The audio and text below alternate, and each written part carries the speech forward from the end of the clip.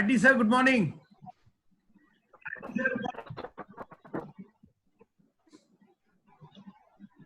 RD sir, good morning. Good morning, sir. Good morning. Actually, we were waiting for Mr. Chapur of Bangladesh to join, but it seems we are unable to contact him. So while Biswajit will try, and we can bring him at the end of the program also. Yeah, I think we should join whenever he has time to. Sure, sir. Sure, sir. Sure, sir. Please go ahead, sir. Please go ahead, sir. Sure. Good morning, friends. We welcome you to this Government of India, brought to you by Sports Authority of India. आज जो हम बात करने जा रहे हैं, we'll be talking about the fundamentals of archery. As you know, in order to broad base the game, in order to make the game stronger, to reach out to each and every nook and corner of the country, it is important that all of us, the fundamentals are very strong, and therefore we are bringing you Mr. Professor Ranjit Chamble. Professor Ranjit Chamble is the professor, is the director of physical education. He's a world level 2 coach, both from the Kishikli and the World Archery. He has produced a lot of international medalists from Maharashtra, and they have won medals in the SAF championships, in the Asian level, in the Asia Cups, in the various Khelo India games. So now I'm requesting Mr. Professor Ranjit to start the session. Professor Ranjit. Good morning, everyone.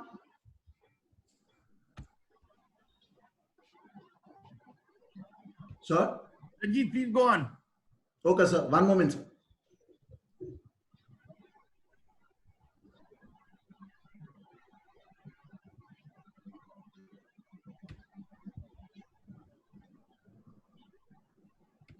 Sir, can I see you? Ranjit, please start. Can you see the screen? Yeah, I can see. Sir, my screen will be coming in some minute. Okay. You please see the screen and go ahead. Okay. Good morning, everyone. I am Ranjit here. I'm here to talk about fundamental basic skills of archery.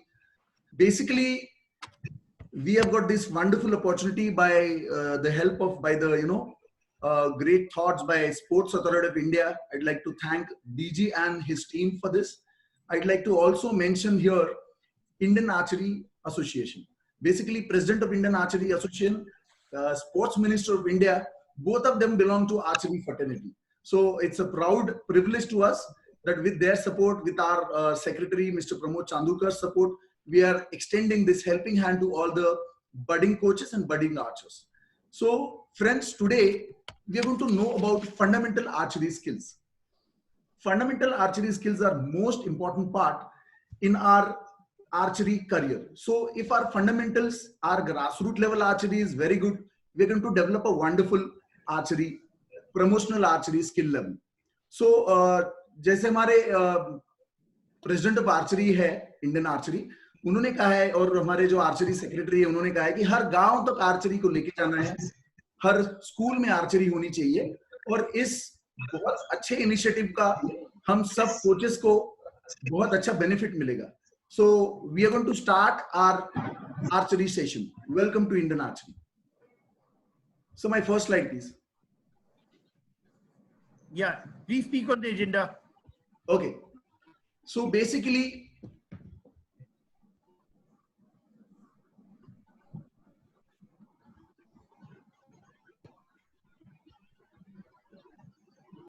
we are going to talk to today on grassroots development of archery, the Korean system, what they have got, how they have got come to this, little information about safety, the basic steps, the coaches development program, freehand shooting drills, some fundamental steps of archery, technique, and other methodology of sports, physical aspect, mental aspect of archery, and our junior star archers, those who belong to through this system, grassroots से जो आए हुए Archer है उनके बारे में बात करेंगे. So next one please. Friends, we have to know why we have. Yes, sir, you have not shared the screen. No one can see the screen. Can't see? No. You can't see the screen? No, sir. No, sir. Just share the screen. Just hold on.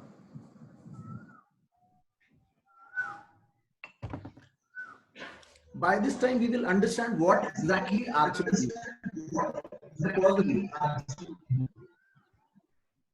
Archery is a game where we have, fine muscle motor groups skills. And in this particular thing, we have to do our very, very important role. क्योंकि क्या है कि कोई भी game अगर हम करते हैं तो उसमें हमारे locomotor non locomotor skills involve होते हैं, लेकिन आर्चरी है जो उसका स्किल थोड़ा सा कॉम्प्लेक्स है, क्योंकि बाकी सारे गेम्स में जो आर्चरी है जो हम सीखते हैं, बाकी सारे गेम्स की कंपैरिजन में क्या है कि आर्चरी का स्किल छोड़ के बाकी एथलेटिक्स हो, रनिंग हो, कुछ भी हो, तो इन सारे गेम्स में जो स्किल्स है वो नेचर ने हमें दिए हैं और कोचेस उसको डेवलप करके बेटर बनाते हैं. But archery was not given to by nature to us, so it is a developed skill by human being. So हम बात करेंगे कोरियन आर्चरी के बारे में. Basically what is Korean archery and why they are doing so well.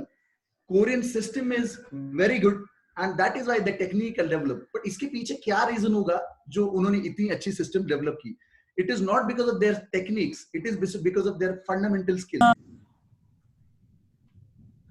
Thank you sir. Basically देखिए इस particular video में हमने क्या समझा है. कोरिया में जो हम एक वीडियो देख रहे थे, that was a middle school, जिन्होंने ये कोच जो थे इन्होंने बोला कि हमारे जो स्टूडेंट्स हैं उनका एक्सपीरियंस आर्चरी में 4 से 6 साल तक है. कोरिया में 3 सिस्टम्स में आर्चरी चलती है, एलिमेंट्री स्कूल्स, मिडिल स्कूल्स और हाई स्कूल्स. तो एलिमेंट्री स्कूल का अप्रोक्सीमेट एज जो है उनका वो 4 से 8 साल के बीच में होता है. उनका मिडिल स्कूल जो होता है वो 10 से 14 साल के बीच में होता है और उनका हाई स्कूल जो है वो 14 से 18 साल के बीच में होता है. अब हमने देखा कि 141 तकरीबन 150 उनके पास एलिमेंट्री स्कूल्स है जिनमें आर्चरी के क्लब्स है. उनके मिडिल स्कूल में 90 to 100 क्लब्स है और उनका हाई स्कूल में 50 क्लब्स है. और इसके आगे जाके जब बच्चा या student goes to university, there are few universities also having very good archery sessions. It means they have got a very perfect pyramid, a fundamental grassroots at a larger scale. But इसका बहुत important चीज ये है कि इन्होंने बहुत young age से archery शुरू की है, जिसकी वजह से उनके आर्चर जो है वो एक लेवल का बेसिक स्किल्स, बॉडी मूवमेंट्स, इन सारी चीजों के बहुत जल्दी सीख लेते हैं.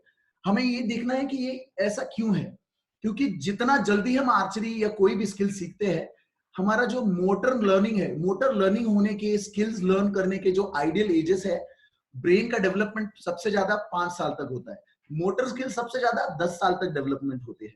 इसी वजह से इन्होंने ये जो पिरामिड रखा है उसका उनको बहुत अच्छा बेनिफिट मिल रहा है. तो देखते हैं फ्रेंड्स ग्रास रूट और फंडामेंटल आर्चरी कितना इंपॉर्टेंट है. Next slide please sir. अब हम हमारे कोच जो इसमें बहुत ज्यादा क्रूशियल इंपॉर्टेंट रोल प्ले करने वाला है to run this fundamental archery. अब देखिए कोच जो है, he has to be a perfect coach, he has to be a role model. Coach ने अपने आर्चर को एक अच्छा एम दिलाने की कोशिश करनी है. He has to teach his archer to dream big. Coach is the one who shows the archer right path through the journey. अब बेसिकली क्या है कि कोच ने क्या करना चाहिए? Coach should encourage, he should motivate always his archer, he should reward his archer for not only the outcome, for the efforts as well. समझे अगर आर्चर ने बहुत मेहनत करी और मेडल नहीं मिला है, तब भी आर्चर को एनकरेज करना ये कोच की जिम्मेदारी है. हमारे कोचेस इसी प्रकार से आर्चर्स को डेवलप कर रहे हैं, उसी की वजह से हमें बहुत अच्छा रिजल्ट भी मिल रहा है. हम आर्चरी के जो बेसिक स्काउटिंग स्किल्स है, जो करेक्ट स्किल में हमने आर्चर्स को डेवलप किया है, उसी की वजह से कोच टेक्निकली स्ट्रांग होना चाहिए, उसे इक्विपमेंट का बहुत अच्छा नॉलेज होना चाहिए, फिजिकल फिटनेस, मेंटल स्किल्स के बारे में उसे बहुत अच्छी जानकारी होनी चाहिए. And coach should be taking archer to the competition level. So competitive level के लिए कोच ने इंट्रोड्यूस कराना है. And coach has to be a role model, जो खुद लीड करके अपने बच्चों को एक लेवल तक लेके जाए. Next slide please. अब देखते हैं कि आर्चरी जो टेक्निक है वो एग्जैक्टली क्या है. तो हमें आर्चरी में 2 प्रिंसिपल्स के बारे में सीखना है. सबसे पहला प्रिंसिपल है कि लर्न टू मास्टर हिट 10. हमें हमारा जो पहला स्किल है वो हमें हमारा एरो येलो में मारना है, बस इतना काम है. हमें कोई पॉइंट के बारे में सोचना नहीं है, कुछ नहीं, बस सेंटर में हिट करना है.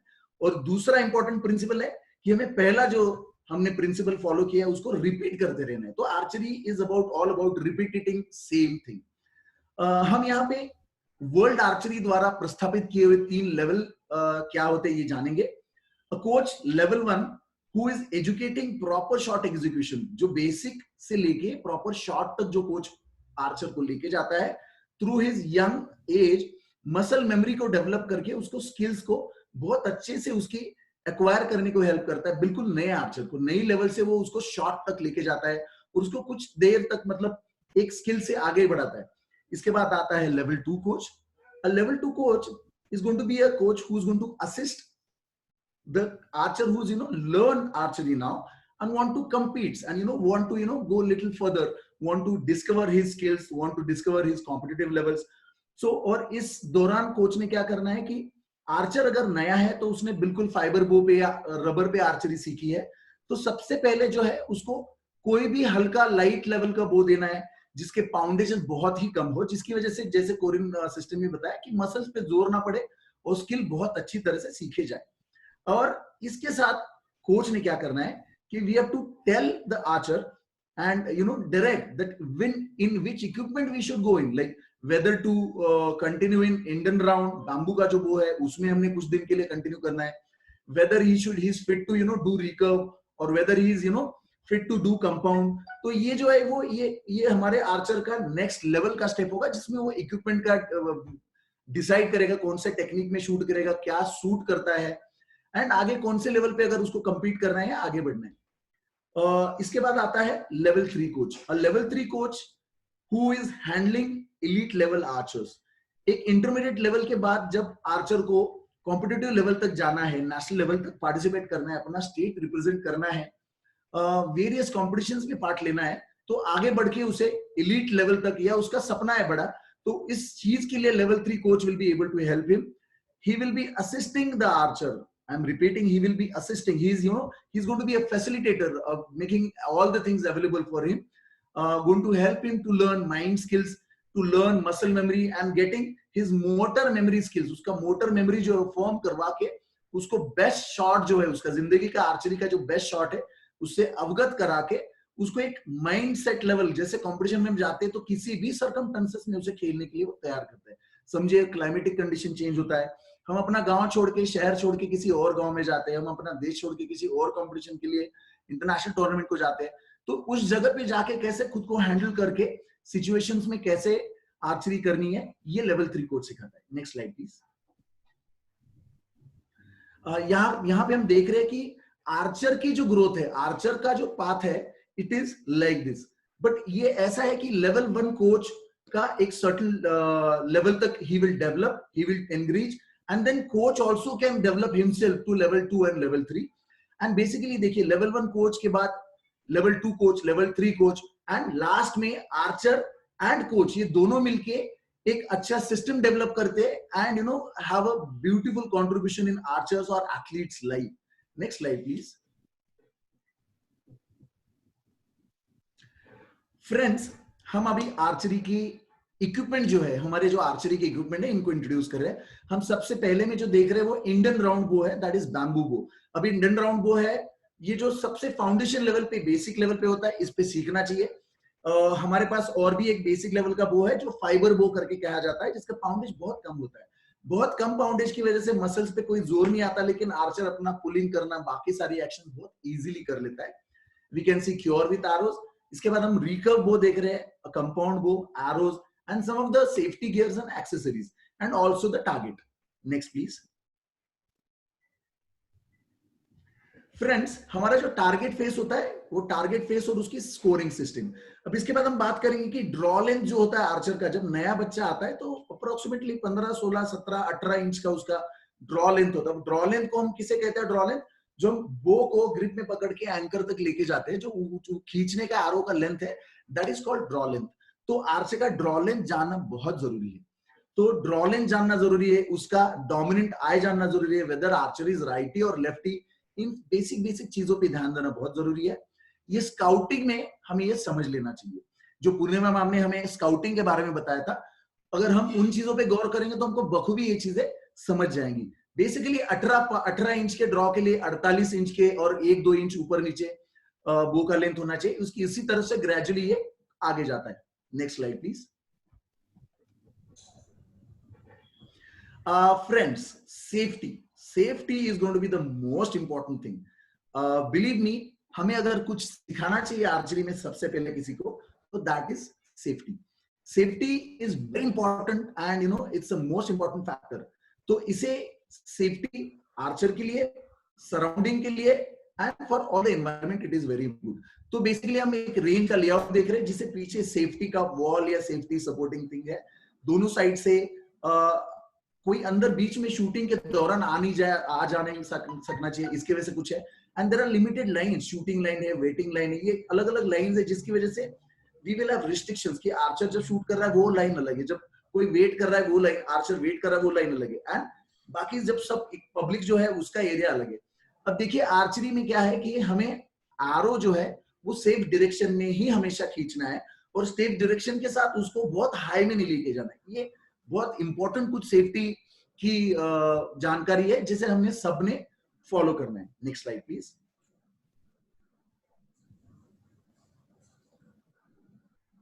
यस, अब देखिए आर्चरी में कोचेस के लिए, आर्चर्स के लिए सबसे ही ये जिंदगी में बहुत काम आने वाले फंडामेंटल चीज है, that is tell me and I forget. अगर किसी ने मुझे कुछ बोला तो वो मैं भूल जाता हूं, अगर मुझे दिखाया जाता है तो वो मुझे याद रहता है. तो देखिए ये मेमोरी को हमने हमारे विजनरी सेंसर से हमने और बढ़ाया. अब इसके बाद हम अगर उस चीज में इन्वॉल्व हो जाते हैं तो I will understand, not only I will remember but I will understand, this is the next level. हमें आर्चरी को इसी तरह से जाना चाहिए. अब हम आगे बढ़ते हैं. Next slide please. Friends, archery कहने से पहले और कुछ करने से पहले जब भी कोई नया आर्चर आता है तो हमें उसको किस प्रकार से आर्चरी का मूवमेंट सिखाना है. तो हमें आर्चरी का मूवमेंट सिखाना है with free hands, empty hands. हमें कोई जरूरत नहीं है कि हम उसे शुरू में ही बो दे दे या कुछ कर दे. हमें फ्री हैंड में क्या करना है कि just open your arms, and हम अभी फ्री हैंड में कैसे करते हैं ये आगे स्लाइड्स में देखेंगे. Next slide please. हम अभी अपना टी फ्रेंड करके एक फ्रेंड है, इस फ्रेंड के साथ दोस्ती करने वाले हैं. तो ये जो टी फ्रेंड है हमें बताता है कि आर्चरी की सबसे फंडामेंटल चीज क्या है. तो ये टी स्टांस, बॉडी का टी की तरह, हमारा जो बॉडी है स्टैंडिंग स्ट्रेट एंड हमारे जो हाथ है वो टी की तरह उसको बिल्कुल हॉरिजॉन्टली जमीन को पैरेलल रहते हैं. तो हम अब इस टी स्टांस के साथ, फ्रेंड के साथ हम आगे बढ़ते हैं. See this T letter by extending and raising arms to the shoulder. Shoulder का जो level है, which is going to make you parallel to the land. इसके बाद step 2 है, हमारा जो shoulder है उसको roll करके देखना है. अब देखिए roll करिए shoulder, आपको पता चलेगा कि हमारे muscle shoulder के कौन से activated होते हैं और क्या हमें हाथ को move करने के बाद feel होता है. Step 3 is we have to make your arms extended outside. अब इसमें हाथ को सीधे जाना है. Next slide please. अब इस 3 नंबर की स्टेप में क्या करना था कि आंख बंद करनी है हमें, हाथ बाहर लेके, और हमें देखना है कि क्या हम सीधे खड़े रह पा रहे हैं. अब हम 3 नंबर की स्लाइड में खड़े नहीं रह पा रहे थे क्योंकि there is a very important thing called kinesthetic sense. Kinesthetic sense में भी अगर बैलेंस अच्छा लेना है तो क्यों हमारा शुरुआत जो होता है जैसे कि स्टांस वगैरह चीज फंडामेंटल क्यों होता है इसके बारे में ये बताएंगे. तो हमें आंख बंद करके हमारा जो स्टांस हमने जो लिया था पैर पास में लेके उनको थोड़ा सा शोल्डर वाइज ओपन आउट करना है. अभी देखिए फ्रेंड्स, हमें थोड़ा सा स्टेबल मिलेगा और स्टेबिलिटी की वजह से माइंड भी काम हो जाता है, एंड देन माइंड में थॉट्स आना रुक जाते हैं, ब्रीदिंग प्रॉपर्ली हो जाता है if we focus, and this is going to make ourselves more stable. Next move to step 5. अभी देखिए फ्रेंड्स, स्टेप 5 में क्या है कि हमारा जो हेड है it has 5 to 6 kg in grown ups. तो अराउंड 4 to 6 kg का वेट होता है और उसको स्पाइन में बिल्कुल ही वर्टिकल होना बहुत जरूरी होता है. जब वो डिस्प्लेस करता है तो उसे पूरी बॉडी फॉलो करती है. अब हेड को अपना स्पाइन फॉलो करता है, स्पाइन को सारा बॉडी फॉलो करता है, इसलिए ये मूवमेंट सीखना बहुत जरूरी है. अभी भी आपको सबको मैं साथ में मेरे करने को रिक्वेस्ट करूंगा कि हमें अपने हाथ यहाँ पे अपने ट्रेपेजियस मसल्स पे रखने हैं और हमें बेंड करने हैं और ऊपर आना है. अब देखिए हम जब बेंड कर रहे थे तो हमारा ट्रेपेजियस मसल जो है वो अननेसेसरी एक्टिवेटेड हो रहा था, हमारा हेड का वेट उसको झेलना पड़ रहा था. अब देखिए आर्चरी में क्या होता है कि अगर आर्चरी या जनरल पोस्चर ऑल्सो, पोस्चर में बहुत जरूरी चीज क्या है कि हमारा जो जनरल पोस्चर है वो बहुत बहुत जरूरी होना चाहिए. इसलिए सिर को शरीर पे रखने के लिए जो मसल्स दिए हैं उतने ही यूज करने चाहिए टू होल्ड दैट. तो इसका यूज हमें स्टांस और आगे जब हम आर्चरी में बढ़ेंगे उसमें पता चलेगा. स्टेप 6. अब हम आर्चरी का जो प्रैक्टिकली मूवमेंट है इसमें शुरू करते हैं. ये तो मूवमेंट था टी स्टांस और उसके बारे में. अब हम आर्चरी का स्टैंडिंग से कैसे शुरू करते हैं वो शुरू करेंगे. I'd like to request all of you to please repeat this after me. Everyone, just open your arms like this. Are you opening it? Yes. Now I'd like to request you all to just turn your right hand if you're writing like this. आगे नहीं लेके, बस उसको जहां से है वहीं से बस जगह पे बेंड कर देना है. स्टेप 8 में क्या करना है, उसको हमें एल्बो को चिन की तरफ लेके आना है और यहां रोक देना है. स्टेप 9 में हमें क्या करना है, अपनी नेक जो है वो लेफ्ट में टर्न करनी है. Next slide please. स्टेप 10 में हमें क्या करना है कि हमारा अब ये टेंटेटिवली एंकर जिसे हम कह सकते हैं ये बॉडी पोजीशन है वो आ रही है. अब हमें लेफ्ट हाथ से स्टॉप का सिग्नल देना है. स्टॉप साइन, जो स्टॉप साइन है था वो स्टॉप साइन करना है. After this stop sign what we have to do is for next position, हमारा जो ये हाथ है उसको 45 डिग्री में थोड़ा सा टर्न करके 4 फिंगर्स को रिलैक्स करना है और थंब को आगे रखना है. तो ये देखिए ये रिलैक्स फिंगर्स है और ये हाथ आगे है. ये देखिए है हमारा मिमिकली जैसे ग्रिप पकड़ने के बाद अमूमन हमारा हाथ जैसा आएगा वो आता है. तो ये हो गया हमारा पूरा ड्रॉ का पोजीशन. इसका मतलब ये मिमिक है एंकर का. ऐसा समझ लिया कि हमने पूरा बो एंकर कर लिया. Let's go to the next slide please. And after the release, अब ऐसा है कि इसको रिलीज करने के बाद हमारा बॉडी पोजीशन कैसा होगा. ये एंकर है तो इसको हमें हाथ पीछे लेके जाना है, हमारा एल्बो को मूव करना है, ना कि ये फिंगर्स को. ये सीखना बहुत जरूरी है हमें रिलीज में, मूवमेंट पे. ये elbow, latissimus dorsi, trapezius, shoulder, posterior shoulder, ये सारे मसल्स को यूज करना है. तो उसकी वजह से हमें क्या है, ये मूवमेंट समझ में आएगा. तो ये मूवमेंट समझ गए हम. ये राइट हैंड का मूवमेंट है जिसे हम एंकरिंग हैंड या रिलीजिंग हैंड कहते हैं. दूसरा जो हाथ है जो लेफ्ट में है दैट इज कॉल्ड बो हैंड. तो बो आर्म का मूवमेंट में हमें क्या करना है कि रिस्ट को फ्री छोड़ देना है. तो रिस्ट फ्री छोड़ने के बाद और रिलीज के बाद ये फॉलो थ्रू का पोजीशन आता है. Next slide please. फ्रेंड्स, जब हमने फ्री हैंड हमारा सारा मूवमेंट सीख लिया तो हमें आर्चरी की बॉडी मूवमेंट समझ में आई.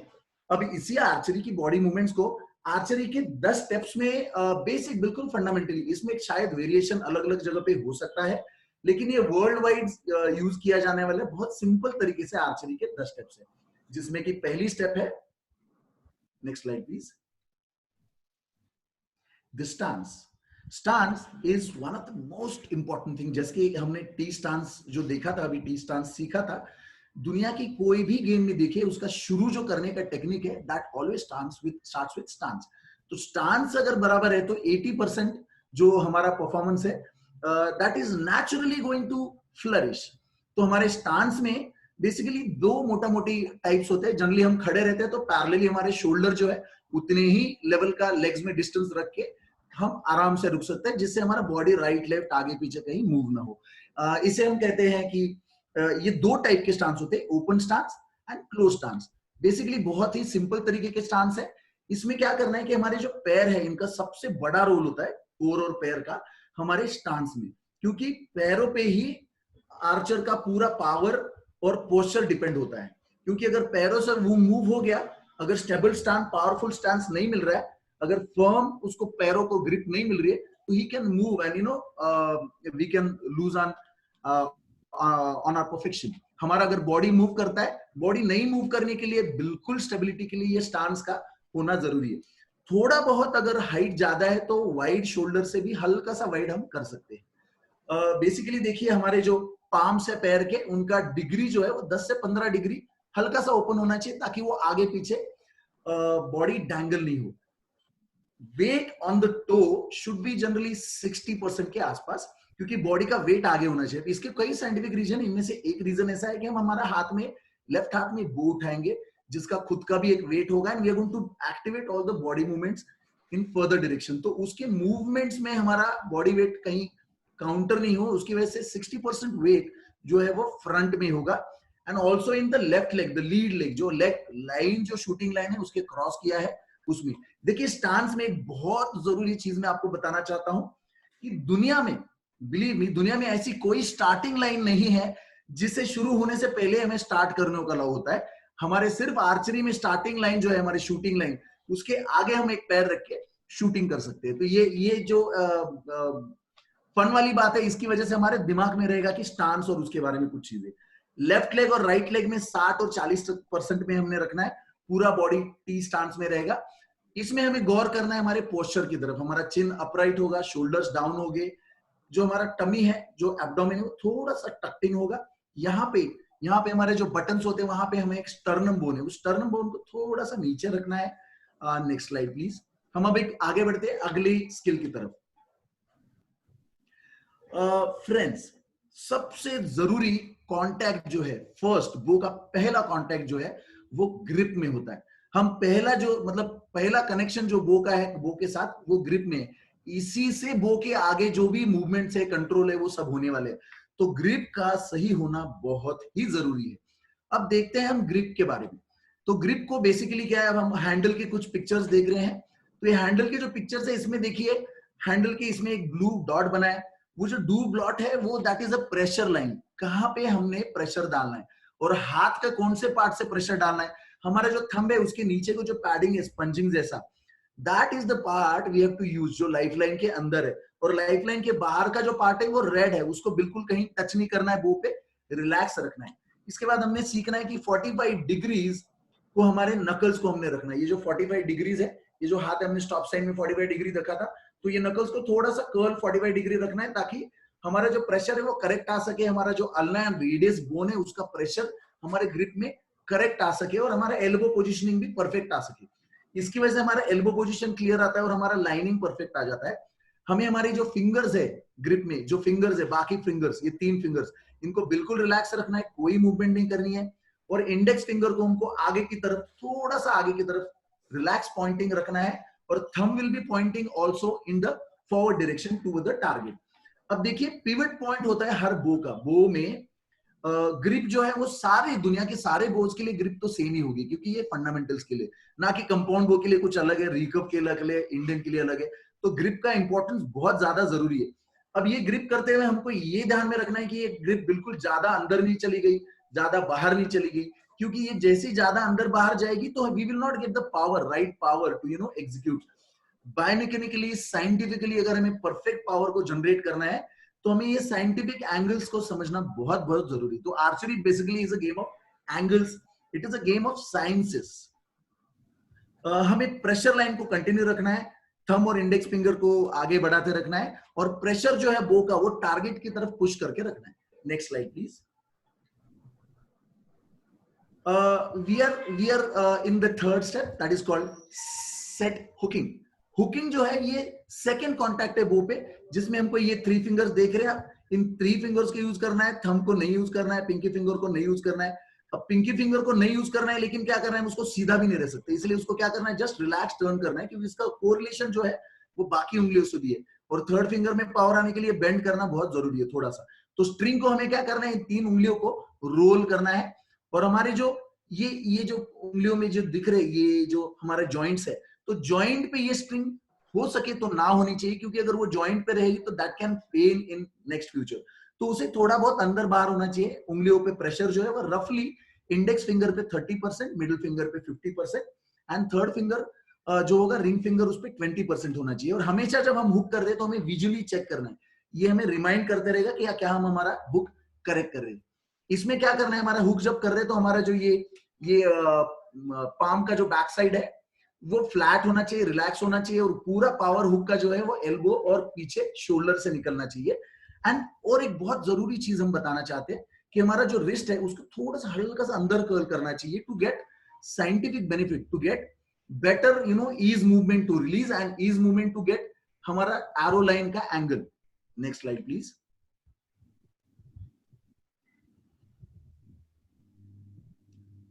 सेटअप। सेटअप ये क्या है, ये बेसिक पोस्चर है जब हम हुकिंग करते हैं उसके बाद का, जिसमें हमको क्या करना है कि 45 डिग्रीज में आना है, वो को रेज करना है, रेज करके जनरली 110 डिग्रीज के आसपास, 90 डिग्री के थोड़ा सा ऊपर लेके जाना है। हमारा ये जो एल्बो है वो आईज के सामने होगा। We have to have your shoulders down and rotate the bow hand, ताकि वो लाइन करेक्ट आए। थोड़ा सा टॉर्सो को कॉइल करके हमारा जो गन बैरल, ये जो राइट शोल्डर, लेफ्ट शोल्डर और ग्रिप, इनको तीनों को एक लाइन में लाने का है। तो बेसिकली ये जो पोजीशन है that is a aligning of your body. ये जो अलाइन करते हैं इसकी वजह से क्या होगा कि हमारा बैक प्रेशर जो है, जो बहुत जरूरी होता है, बैक टेंशन इन आर्चरी, उसको हम सीख सकते हैं। एंड हमारा जो मूवमेंट है वो एल्बो और शोल्डर और बैक की तरफ से खींचना शुरू हो जाएगा, एंड इसकी वजह से हमें जो ग्रिप है उसमें प्रेशर भी बहुत अच्छा मिलेगा. In this position what we have to do is our side pin, जब हमको एम नहीं करना है फिर भी side pin is a reference to use. तो साइड पिन को हम देख सकते हैं, अगर हमारी नजर उधर है तो ये it is going to be little up in generally blue black somewhere, क्योंकि इससे क्या होगा, और उससे ज्यादा ऊपर नहीं जाना है, क्योंकि अगर वो हम करते तो that goes against the safety laws. High draw कहते हैं उसे, जिसको बिल्कुल नहीं करना चाहिए. आर्चर को जब नया है तभी हाई ड्रॉ के बारे में सिखाना बहुत जरूरी होता है. इसके बाद हमको क्या करना है कि बो हैंड, शोल्डर्स चेक करने हैं, एल्बो रोटेशन चेक करने के बाद head position and body position, the posture, जो बहुत जरूरी है. और इसी पोजीशन में हमको आर्चर को फील दिलवाना है कि उसका स्कैपुला कहाँ है और वो स्कैपुला स्पाइन की तरफ कैसे मूव करना है. इसकी वजह से क्या होगा कि बॉडी मूवमेंट किधर जा रहा है, उसको एल्बो को पुश करवा के एहसास दिलाना है कि एल्बो पुश करके स्कैपुला को मूव करना है, so that this drawing does not remains with fingers. तो आगे की बहुत सारी मुश्किलें अभी से आसान हो जाएगी. Next slide please. The drawing is a very very important factor. Drawing में 50-50% दोनों हाथ पे प्रेशर शुरू में बिगिनर्स में होना चाहिए. At elite level it depends on the archer, वो जैसे जैसे हमें खुद को डेवलप करे with the instruction and help of the coach, it can be developed, but generally it is 50-50%. And basically drawing is an angular motion.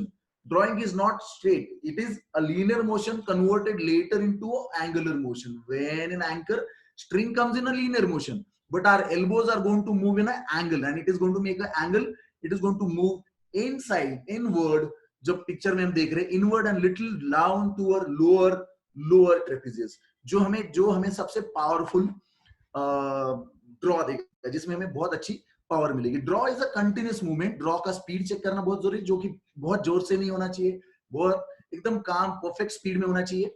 और इसमें इस पोजीशन में हमको एम नहीं करना है. और हर पोजीशन में मैं बताऊंगा आपको कि हेड का पोजीशन, पोस्चर और ब्रीदिंग, इन तीन चीजों पे हर बार हर स्टेप में हमको ध्यान देना है, हर स्टेप में रिपीटेटिवली, कि आर्चर का देखना क्या है कि वो पर्टिकुलर पोजीशन, फिर उसका पोस्चर, हेड पोजीशन, क्योंकि बॉडी फॉलोज योर हेड. अगर हेड आगे है तो नेचुरली बॉडी भी आगे जाएगी. तो हेड को जगह पे रखना बहुत जरूरी. इसी मूवमेंट के लिए मैंने आपको वो जो हेड डाउन वाला मूवमेंट बताया था. देखिए, अगर हम हमारा हेड बेंड करते हैं तो हमारा ट्रेपेजियस अननेसेसरी इन्वॉल्व होगा.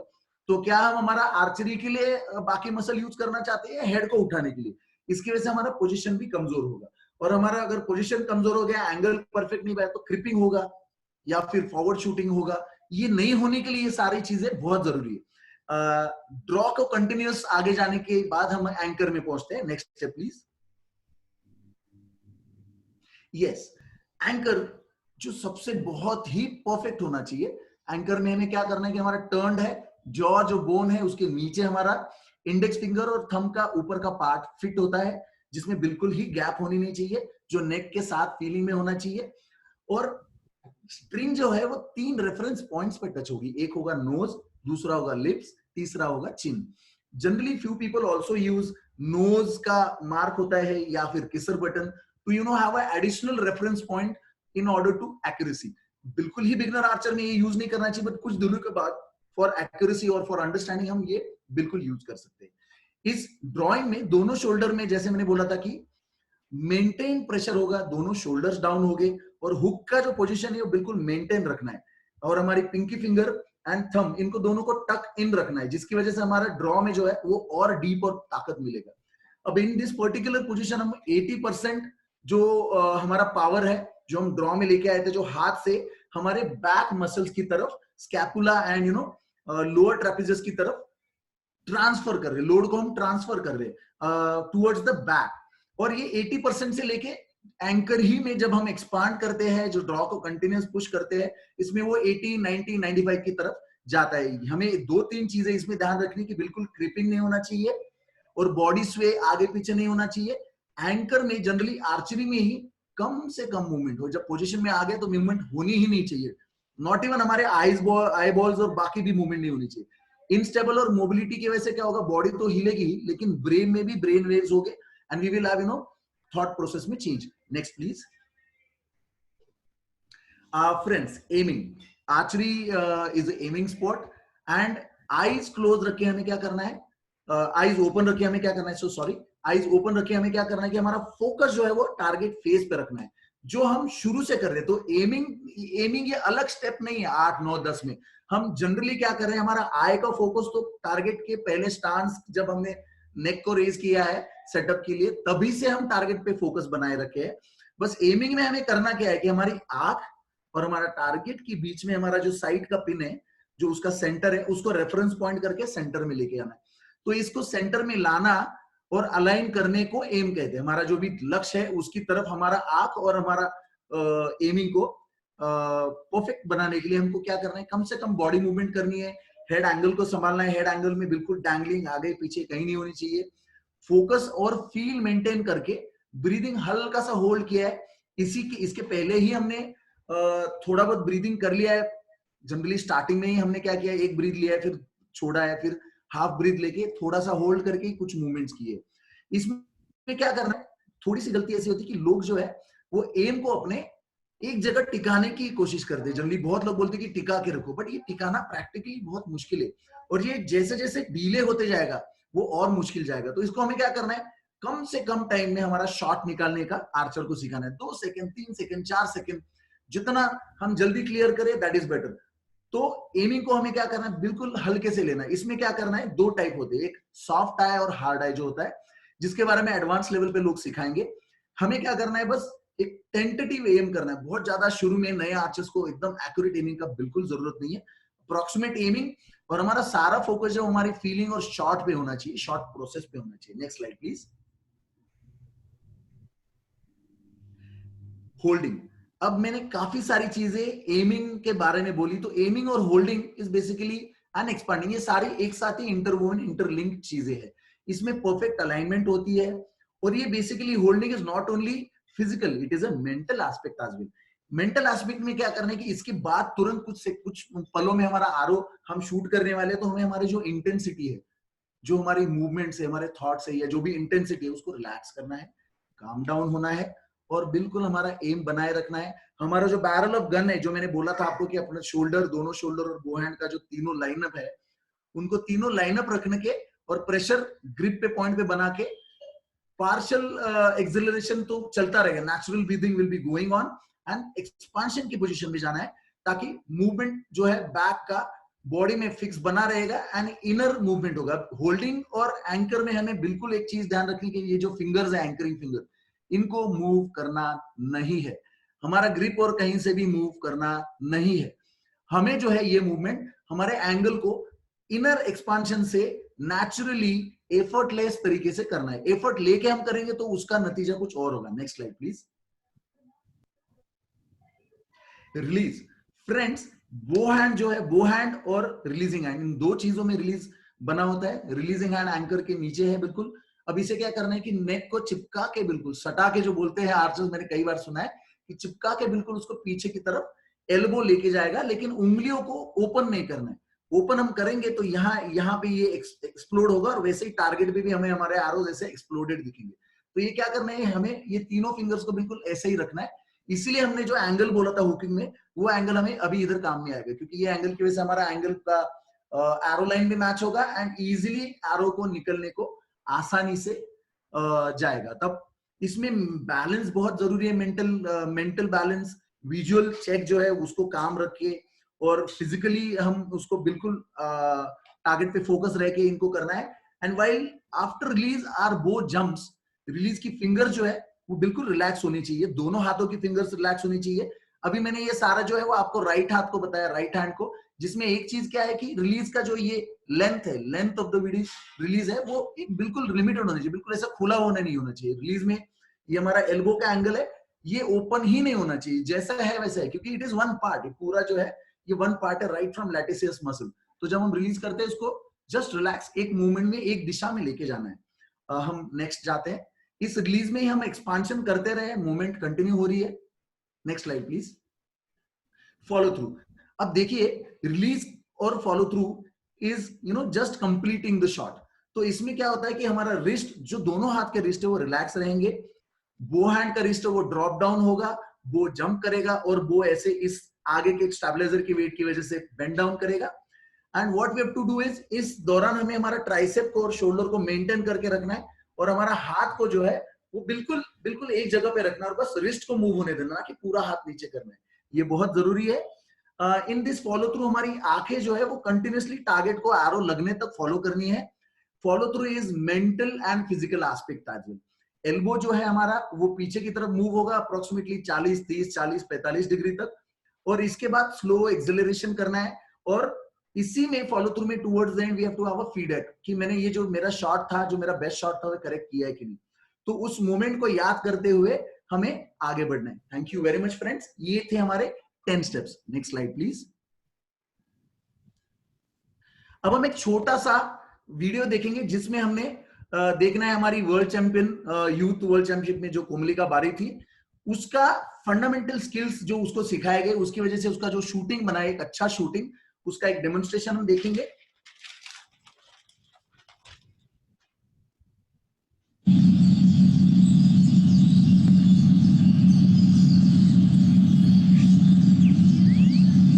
देखिए उसने बहुत परफेक्ट एंकर स्टांस और ये रिलीज किया है। फॉलो थ्रू में देखिए उसका फॉलो थ्रू, हाथ गिरा है, शोल्डर बिल्कुल मेंटेन्ड है, एल्बो एंगल परफेक्ट है। ये चीजें हमको सीखना बहुत जरूरी है। देखिए प्रैक्टिस बहुत ही जरूरी चीज है। प्रैक्टिस में रिपीटेटिवली सेम, देखिए दूसरा शॉट भी बिल्कुल सेम किया है, परफेक्ट शूटिंग का बिल्कुल एकदम एग्जांपल है।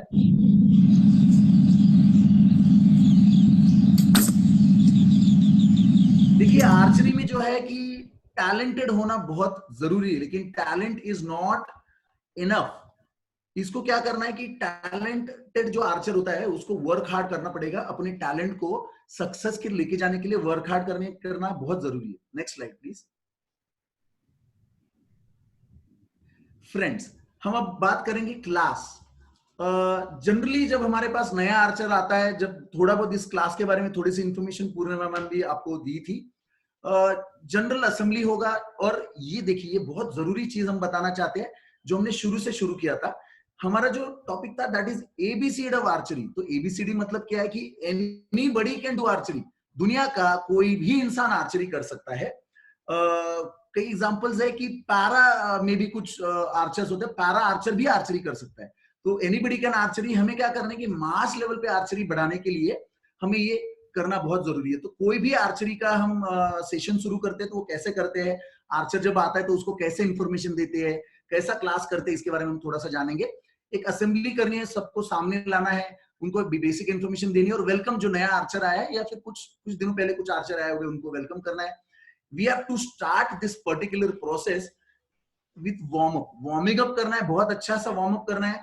वार्म अप में हमारे कोऑर्डिनेशन के लिए जो जरूरी चीजें वो करनी है, जैसे कि स्ट्रेचिंग है, हल्का सा रन करना है 500 मीटर 1000 मीटर के आसपास, स्लो जॉगिंग, और थोड़ी सी एक्सरसाइजेस करके, रोटेशंस करके हमको बॉडी को, कंडीशन को लाइन में लाना है। इसमें क्या करना है, इसके बाद हमें प्रीवियस सेशन अगर कोई किया है तो उसको उस पर्टिकुलर, समझे मैंने कल स्टांस सिखाया था, तो स्टांस को पहला एक बार बताना है, रिकैप करना है और फिर अगली स्टेप को जाना है। आर्चरी में ये बहुत जरूरी है। समझे मैं 1 नंबर का स्टेप सिखा रहा हूं, तो 1 नंबर की स्टेप के साथ जब मैं दूसरे दिन सिखाऊं तो मुझे 1 नंबर को याद दिलाना और दूसरा स्टेप सिखाना है। जब मैं 3 को जाऊं तो मुझे 1 नंबर, 2 नंबर और 3 number. It is a gradually improving system. तो अभी देखिए इंट्रोडक्शन देने के बाद हमें क्या करना है कि डेमोन्स्ट्रेशन देना है। एक बहुत जरूरी चीज, आर्चर को बिल्कुल आपके ग्राउंड पे जो सबसे अच्छा शूटर है, जो उसका कॉन्फिडेंस से उसका एरो 10 में मारे, ऐसा आर्चर का परफेक्ट डेमोन्स्ट्रेशन देना है। ये जो डेमोन्स्ट्रेशन है, इससे क्या होगा कि बहुत अच्छा इंपैक्ट जो नया आर्चर है उस पर पड़ेगा और उसको आर्चरी के बारे में आस्था, एक इंटरेस्ट तैयार होगा। तो कोच को क्या करना है कि एक बहुत अच्छा मोटिवेटर होना जरूरी है, जिसकी वजह से वो क्या करेगा कि आर्चर को एकदम बिल्कुल उसकी आर्चरी के इंटरेस्ट में लाए। And we have to basically उसको एक धीरे धीरे धीरे धीरे करके लेके जाना। तो ये कैसे लेके जाए तो ये हम बताते हैं। हमने जो स्टिक वाला स्टांस किया था टी फ्रेंड के साथ, उस तरह से हम फ्री बॉडी मूवमेंट्स बताएंगे। उसके बाद हमें क्या करना है कि मिमिक करनी है। मिमिक्री मतलब बिना किसी चीज से, फ्री हैंड से आर्चरी की उसको स्किल सिखाना है और उसको थोड़ा सा इंप्रूवमेंट देखना है, उसको चेक करना है। हर बार उसकी हर चीज, हर स्किल को 3 चीजों में बांट के, 3 स्टेप में बांट के चेक करते रहना है और 3 चीज में बांट के सिखाना बहुत जरूरी होता है। What we have to do next to this is simulation। देखिए स्पेस में जब कोई जाता है तो उसका स्पेस में जैसे मूवमेंट होगा, कैसे उसको एडजस्ट करना है, उसको सिमुलेशन दिया जाता है।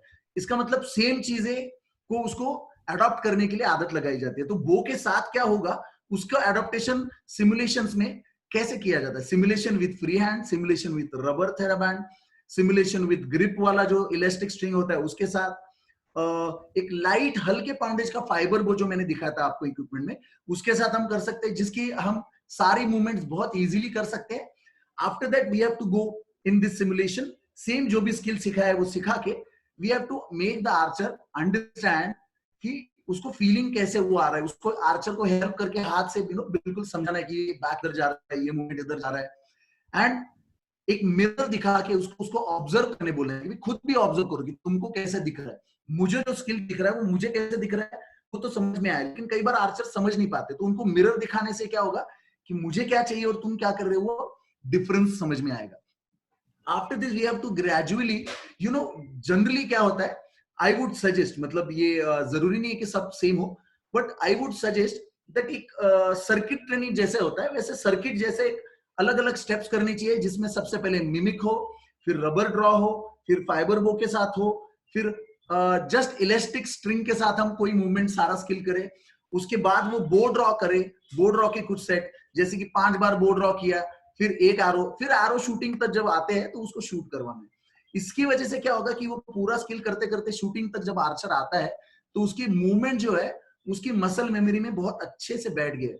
अब इसके बाद आगे जब वो थोड़ा सा शूटिंग सीख लेता है तो आर्चर को हमको कटआउट फेस में शूटिंग सिखाना है, ब्लैंक बेल में शूटिंग करवाना है, मतलब बटरेस पे, नॉर्मल बटरेस पे शूटिंग करवाना है, फिर उसको कटआउट, जैसे कि पहले सिर्फ व्हाइट रखा है बाकी सारा काट दिया, फिर ब्लू, फिर येलो, फिर सेंटर, इस तरह से हम ग्रेजुअली उसको आगे लेके आएंगे।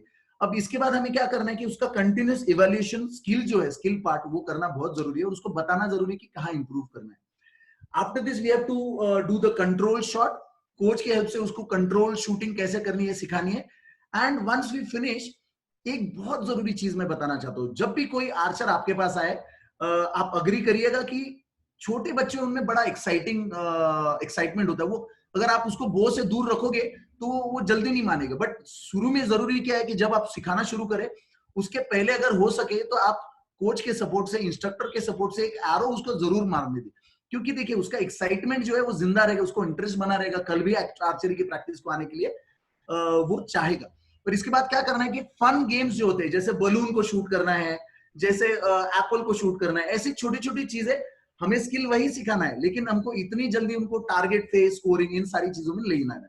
कोरिया और रेस्ट ऑफ द वर्ल्ड या यूरोप, इसमें फर्क क्या है, देखिए शुरू में लोग क्या करते हैं कि मेरा आरो कहाँ लगा, 10 में लगा, और कोरिया के लिए 10 क्या है, 10 उनका स्किल है, तो वो हमेशा बाहर हम लोग क्या बात करेंगे, जनरली बात करते कि मेरा 10 लगा, मेरा इतना स्कोर हुआ, and generally these people what they speak कि मेरा रिलीज इतना अच्छा, वो हमेशा अपने फॉर्म के बारे में बात करते, फॉर्म को रिपीटेटिवली इंप्रूव करते रहते।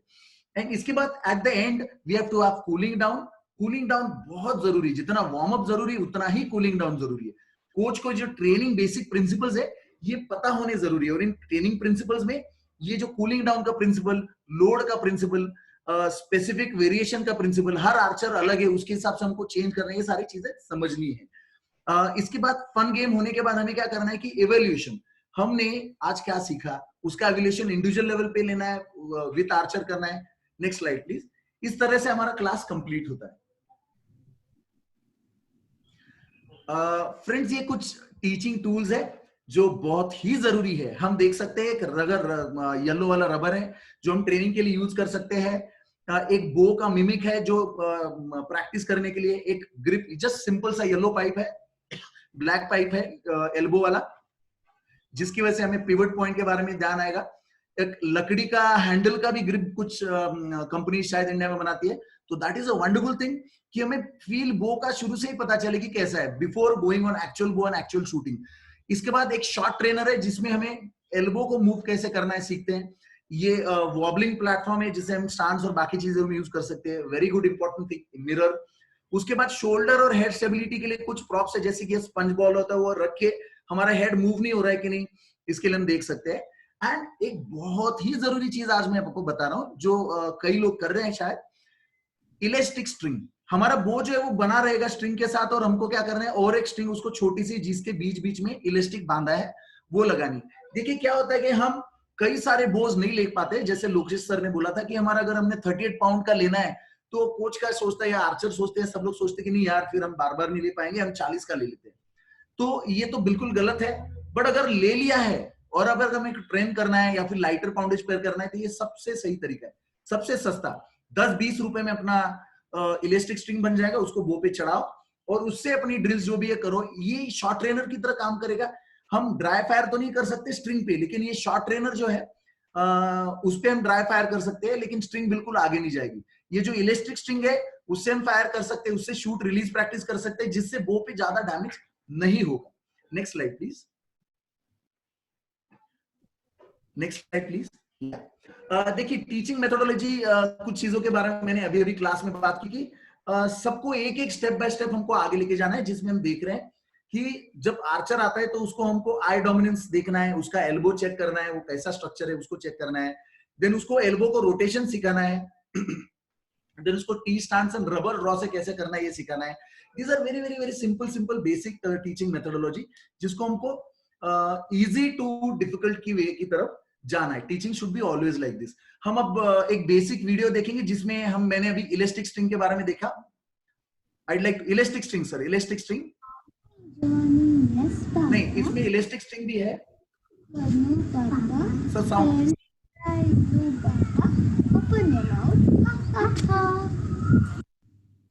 अब देखिए ये बहुत इंपॉर्टेंट चीज है कि आर्चर जो है, इसमें देखिए इलास्टिक स्ट्रिंग, जिसमें आर्चर इलास्टिक स्टिक को यूज कर रहा है, एलिवेशन बेसिक सारे स्टेप्स कंटिन्यू कर रहा है, इलास्टिक स्ट्रिंग को कंटिन्यू फॉलो कर रहा है, और ये एंकर उसका बैठ गया बहुत अपनी स्टेप्स के। Thank you sir, you can stop the video now.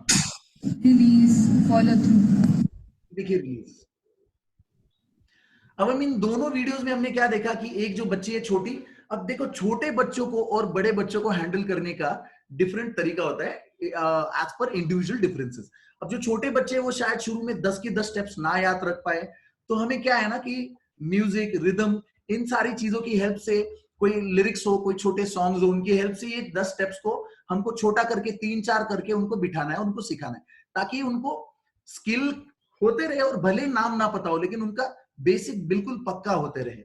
Coach को ये जरूर बताना है छोटे बच्चों को कि स्किल और टेक्निकल चीजों में बहुत ज्यादा जल्दी नहीं जाना है। उनको क्या करना है कि ये टेक्निकल चीजें कोच अपने पास शुरू में दिमाग में रखे, और कोच जैसा चाहता है वो आर्चर से करवा के लिए। That is going to be a very crucial thing. Next slide please. देखिए फ्रेंड्स, एक चीज बहुत जरूरी है while we are watching stretching के छोटे छोटे basic information, I would also like to tell you important thing कि जब हम आर्चरी में कुछ करना चाहते हैं तो हमें 2 चीज ध्यान में रखना है। एक तो प्रैक्टिस जो है हमारी वो बिल्कुल कंपटीशन की तरह करनी चाहिए, क्योंकि देखिए कंपटीशन में जो होगा और प्रैक्टिस में कुछ अलग होगा तो उसमें रिजल्ट तो बिल्कुल डिफरेंट दिखेगा। अब दूसरी चीज है कि compete how you are practicing. हमने जितना कंपटीशन है उसको बिल्कुल स्ट्रेस में नहीं खेलना होता है, इसको क्या करना है कि एकदम रिलैक्स में, जैसे हम रोज प्रैक्टिस किए हैं, जो रोज प्रैक्टिस में किए वही हमको जाके कंपटीशन में करना है। इसकी वजह से क्या होगा कि यू हैव टू अंडरस्टैंड कि बेसिकली क्या है, जो जनरली लोग बोलते हैं कि प्रैक्टिस में इतना स्कोर कर रहा है, कंपटीशन में कम कर रहा है। तो इन सारी चीजों में हमने स्ट्रेचिंग देखा है। अंकिता भगत है जो एशियन गेम्स की प्लेयर है, बहुत अच्छी प्लेयर है इंडिया की, जो वर्ल्ड चैंपियनशिप और आगे बहुत सारी टूर्नामेंट्स के लिए ये जो प्लेयर है, ये इनका स्पेशलिटी क्या है, ये रॉ टैलेंट करके इनको चुना गया एकेडमी में, और बेसिकली उनको ये फंडामेंटल स्किल्स ग्रास रूट से छोटे जब थे तब से बना के लिए, तो 18-19 साल तक ये 5-6 साल आर्चरी में बिता चुके हैं, और उनका एक्सपीरियंस जो है आर्चरी का जो एज है वो काफी अच्छा है, तो to become a senior archer. Next slide please. ये विद द रबर स्ट्रेचिंग है और विद द रबर थेराबैंड के साथ कुछ ड्रिल्स है, हमें कैसे आर्चरी की स्टेप्स करनी है। Next slide. देखिए कोच को क्या करना है कि गोल सेटिंग बहुत जरूरी है, उसको स्मार्ट गोल्स अपने आर्चर को बना के देने चाहिए। जैसे क्लास में उसको क्या करना चाहिए, उसको अच्छी आदतें लगानी चाहिए, उसको डायरी मेंटेन करने को सिखाओ, उसको टेल हिम दैट ये हफ्ते का ये गोल है, ये हफ्ते में हमको अपना स्टांस परफेक्ट करना है, ये हफ्ते में हमको अपना हुक्स परफेक्ट करना है। और ये छोटे छोटे गोल्स है वो टाइम रियलिस्टिक होने चाहिए, बिल्कुल एक्साइटिंग होने चाहिए। आर्चरी को हम अगर एक्साइटिंग बनाए तो आर्चर बहुत इंटरेस्ट लेके आगे जाएगा।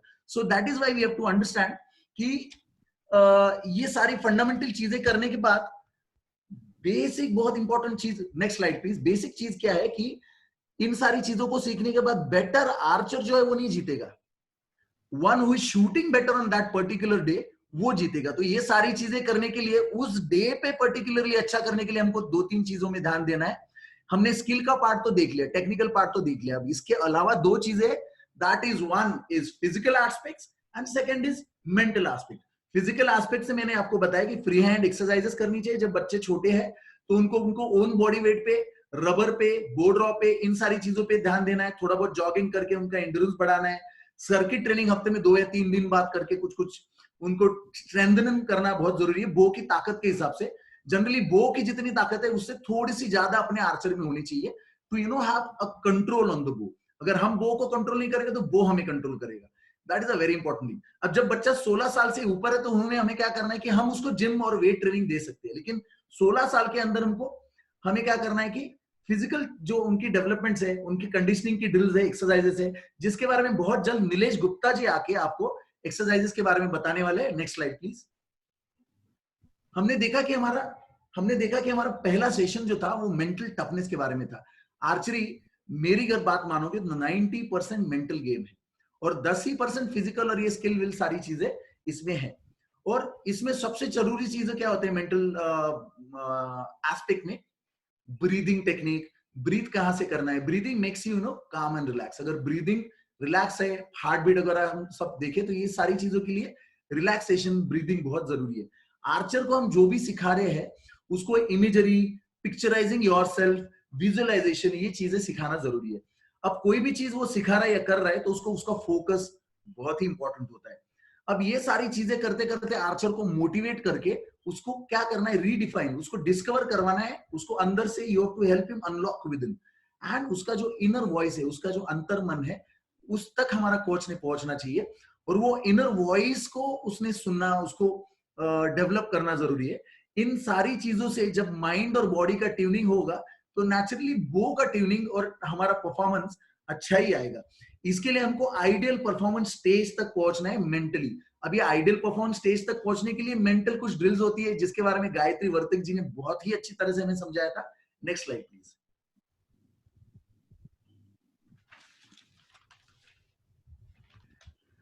देखिए, पॉजिटिव टॉक, पेप टॉक, कैसे आउटकम आना है, कैसे क्या करना है, ये सारी चीजों के बारे में जो गायत्री जी ने बताया था, बहुत बहुत इंपॉर्टेंट चीजें बताई थी।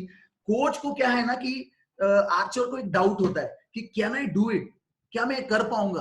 तो उसको कोच की हेल्प से क्या करना है कि I can do it, yes, you have to give him a confidence. उसको इतना मोटिवेट कर दो कि वो किसी दुनिया की किसी चीज में से डरना नहीं चाहिए। और भी बहुत एक जरूरी चीज मैं बताना चाहूंगा आपको through my experience over the period, कि देखिए ऐसा है कि आर्चर को एक चैंपियन का एटीट्यूड से चलना चाहिए। जनरल जो आर्चर होता है और चैंपियन या स्पोर्ट्समैन, उसमें बहुत अंतर होता है। जो एक बार जीत जाता है वो विनर होता है, लेकिन चैंपियन बनने में जीतना और हारना मायने नहीं रखता। चैंपियन बनना इज मोस्ट इंपॉर्टेंट थिंग। तो एक चैंपियन की तरह सोच अगर हम डेवलप करते हैं तो that is going to be very very positive in that archer, क्योंकि चैंपियन जब बनता है आर्चर तो हर मैच से कुछ ना कुछ लेके आगे बढ़ता है। Next slide please. Friends, archery के जो कुछ बेनिफिट्स है, बहुत बहुत जरूरी चीज है कि जब भी कोई आए, अब देखिए ये बेनिफिट्स ऑफ आर्चरी आर्चर के लिए तो है ही, लेकिन आर्चर का जो पेरेंट आपके सामने आएगा जब पहली बार मिलेगा तो उनको बताना जरूरी है, हमको भी जानना, वैसे हमको सबको पता ही है। तो आर्चर से क्या फायदे होते हैं? आर्चरी से फायदे क्या होते हैं कि फोकस, कॉन्सेंट्रेशन इंप्रूव होता है। Archery is a physically demanding sport. जैसे कि हमारे न्यूट्रिशन मैडम थी, न्यूट्रिशनिस्ट हिमानी जी, उन्होंने बताया कि कितनी कैलोरीज एग्जाम लगती है, कि मैराथन के बाद सबसे ज्यादा कैलोरी लगने वाला स्पोर्ट आर्चरी है। ऐसा है कि आर्चरी में आरो तो चलाते ही है जिसमें हम physically it is demanding, but हम 70 मीटर चल के आते हैं, इतनी बार चलना है, इतनी बार आरो मारना, तो इट इज फिजिकल डिमांडिंग। तो फिजिकल फिटनेस भी आर्चरी में होता है। लोगों को जनरली लगता है कि आर्चरी एक जगह पे खड़े होकर करते, but no, we have to have a very good physical fitness as well. Archery is relatively inexpensive है, ये बहुत ज्यादा एक्सपेंसिव शुरू में नहीं होती है, और बहुत सारे एकेडमीज है, खेलो इंडिया जैसा प्रोजेक्ट है, ये आर्चर्स को हेल्प कर रहे हैं। Archery provides you with inner joy, एक बहुत ज्यादा एंजॉयमेंट आर्चरी से होता है। There are corporate companies in China, Korea, US, they are using archery for their employees to to use as a stress buster. Archery is also a stress buster. Archery आपका patience level बहुत improve करता है। Archery gives you a self confidence. Archery gives you a nice motivation.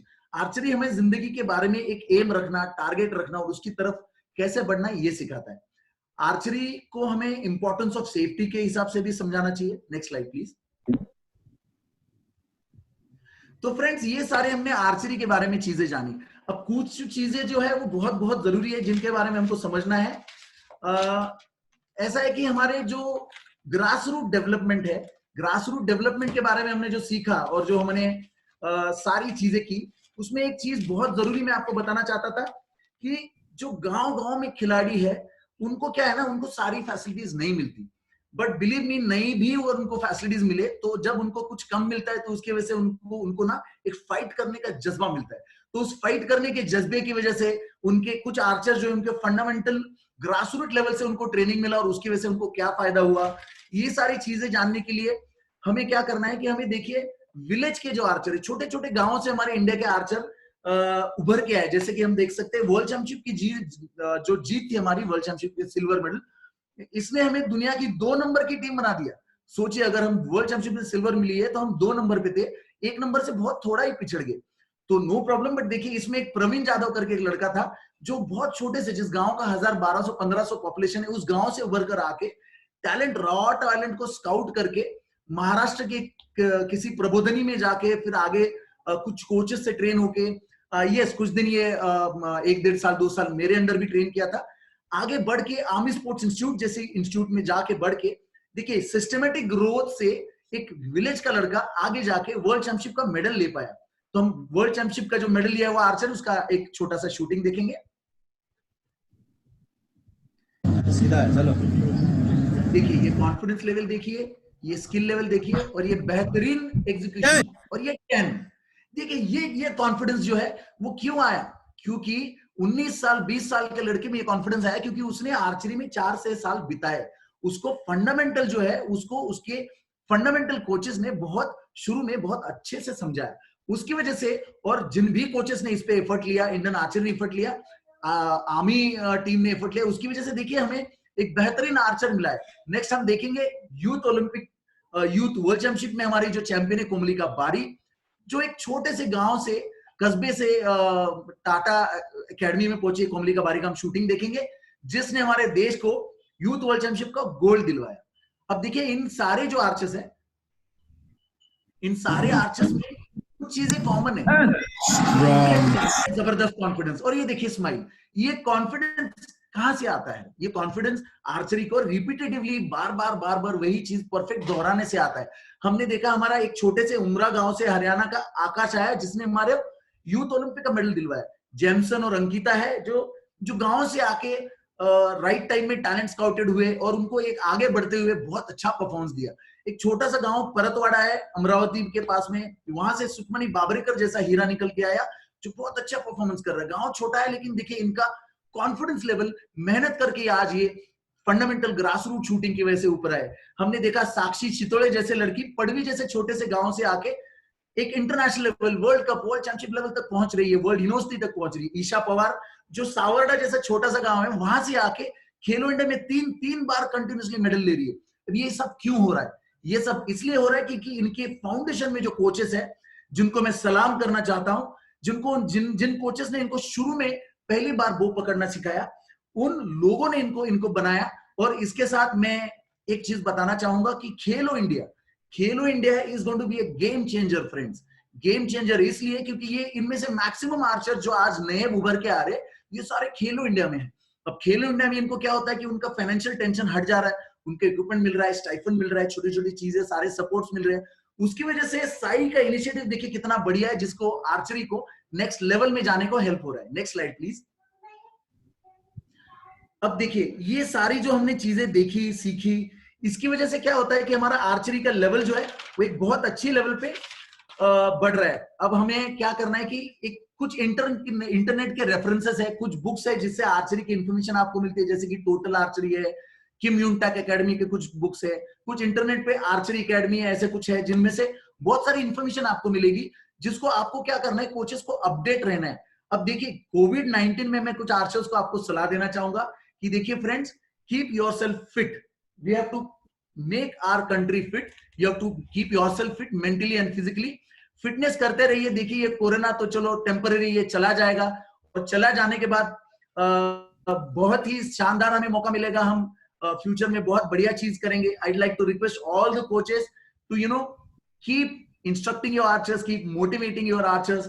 I'd like to thank everyone involved in these all activities. Basically Indian archery के president, Indian archery के secretary, world archery के जो लोग इन्होंने help किया, हमारी सारी team, और सबसे ज्यादा जरूरी जिस चीज के लिए हम ये 2 चीजों के लिए हम कर रहे हैं, आप सब कोचेस का बहुत बहुत धन्यवाद, स्पोर्ट्स अथॉरिटी का बहुत धन्यवाद। जय हिंद।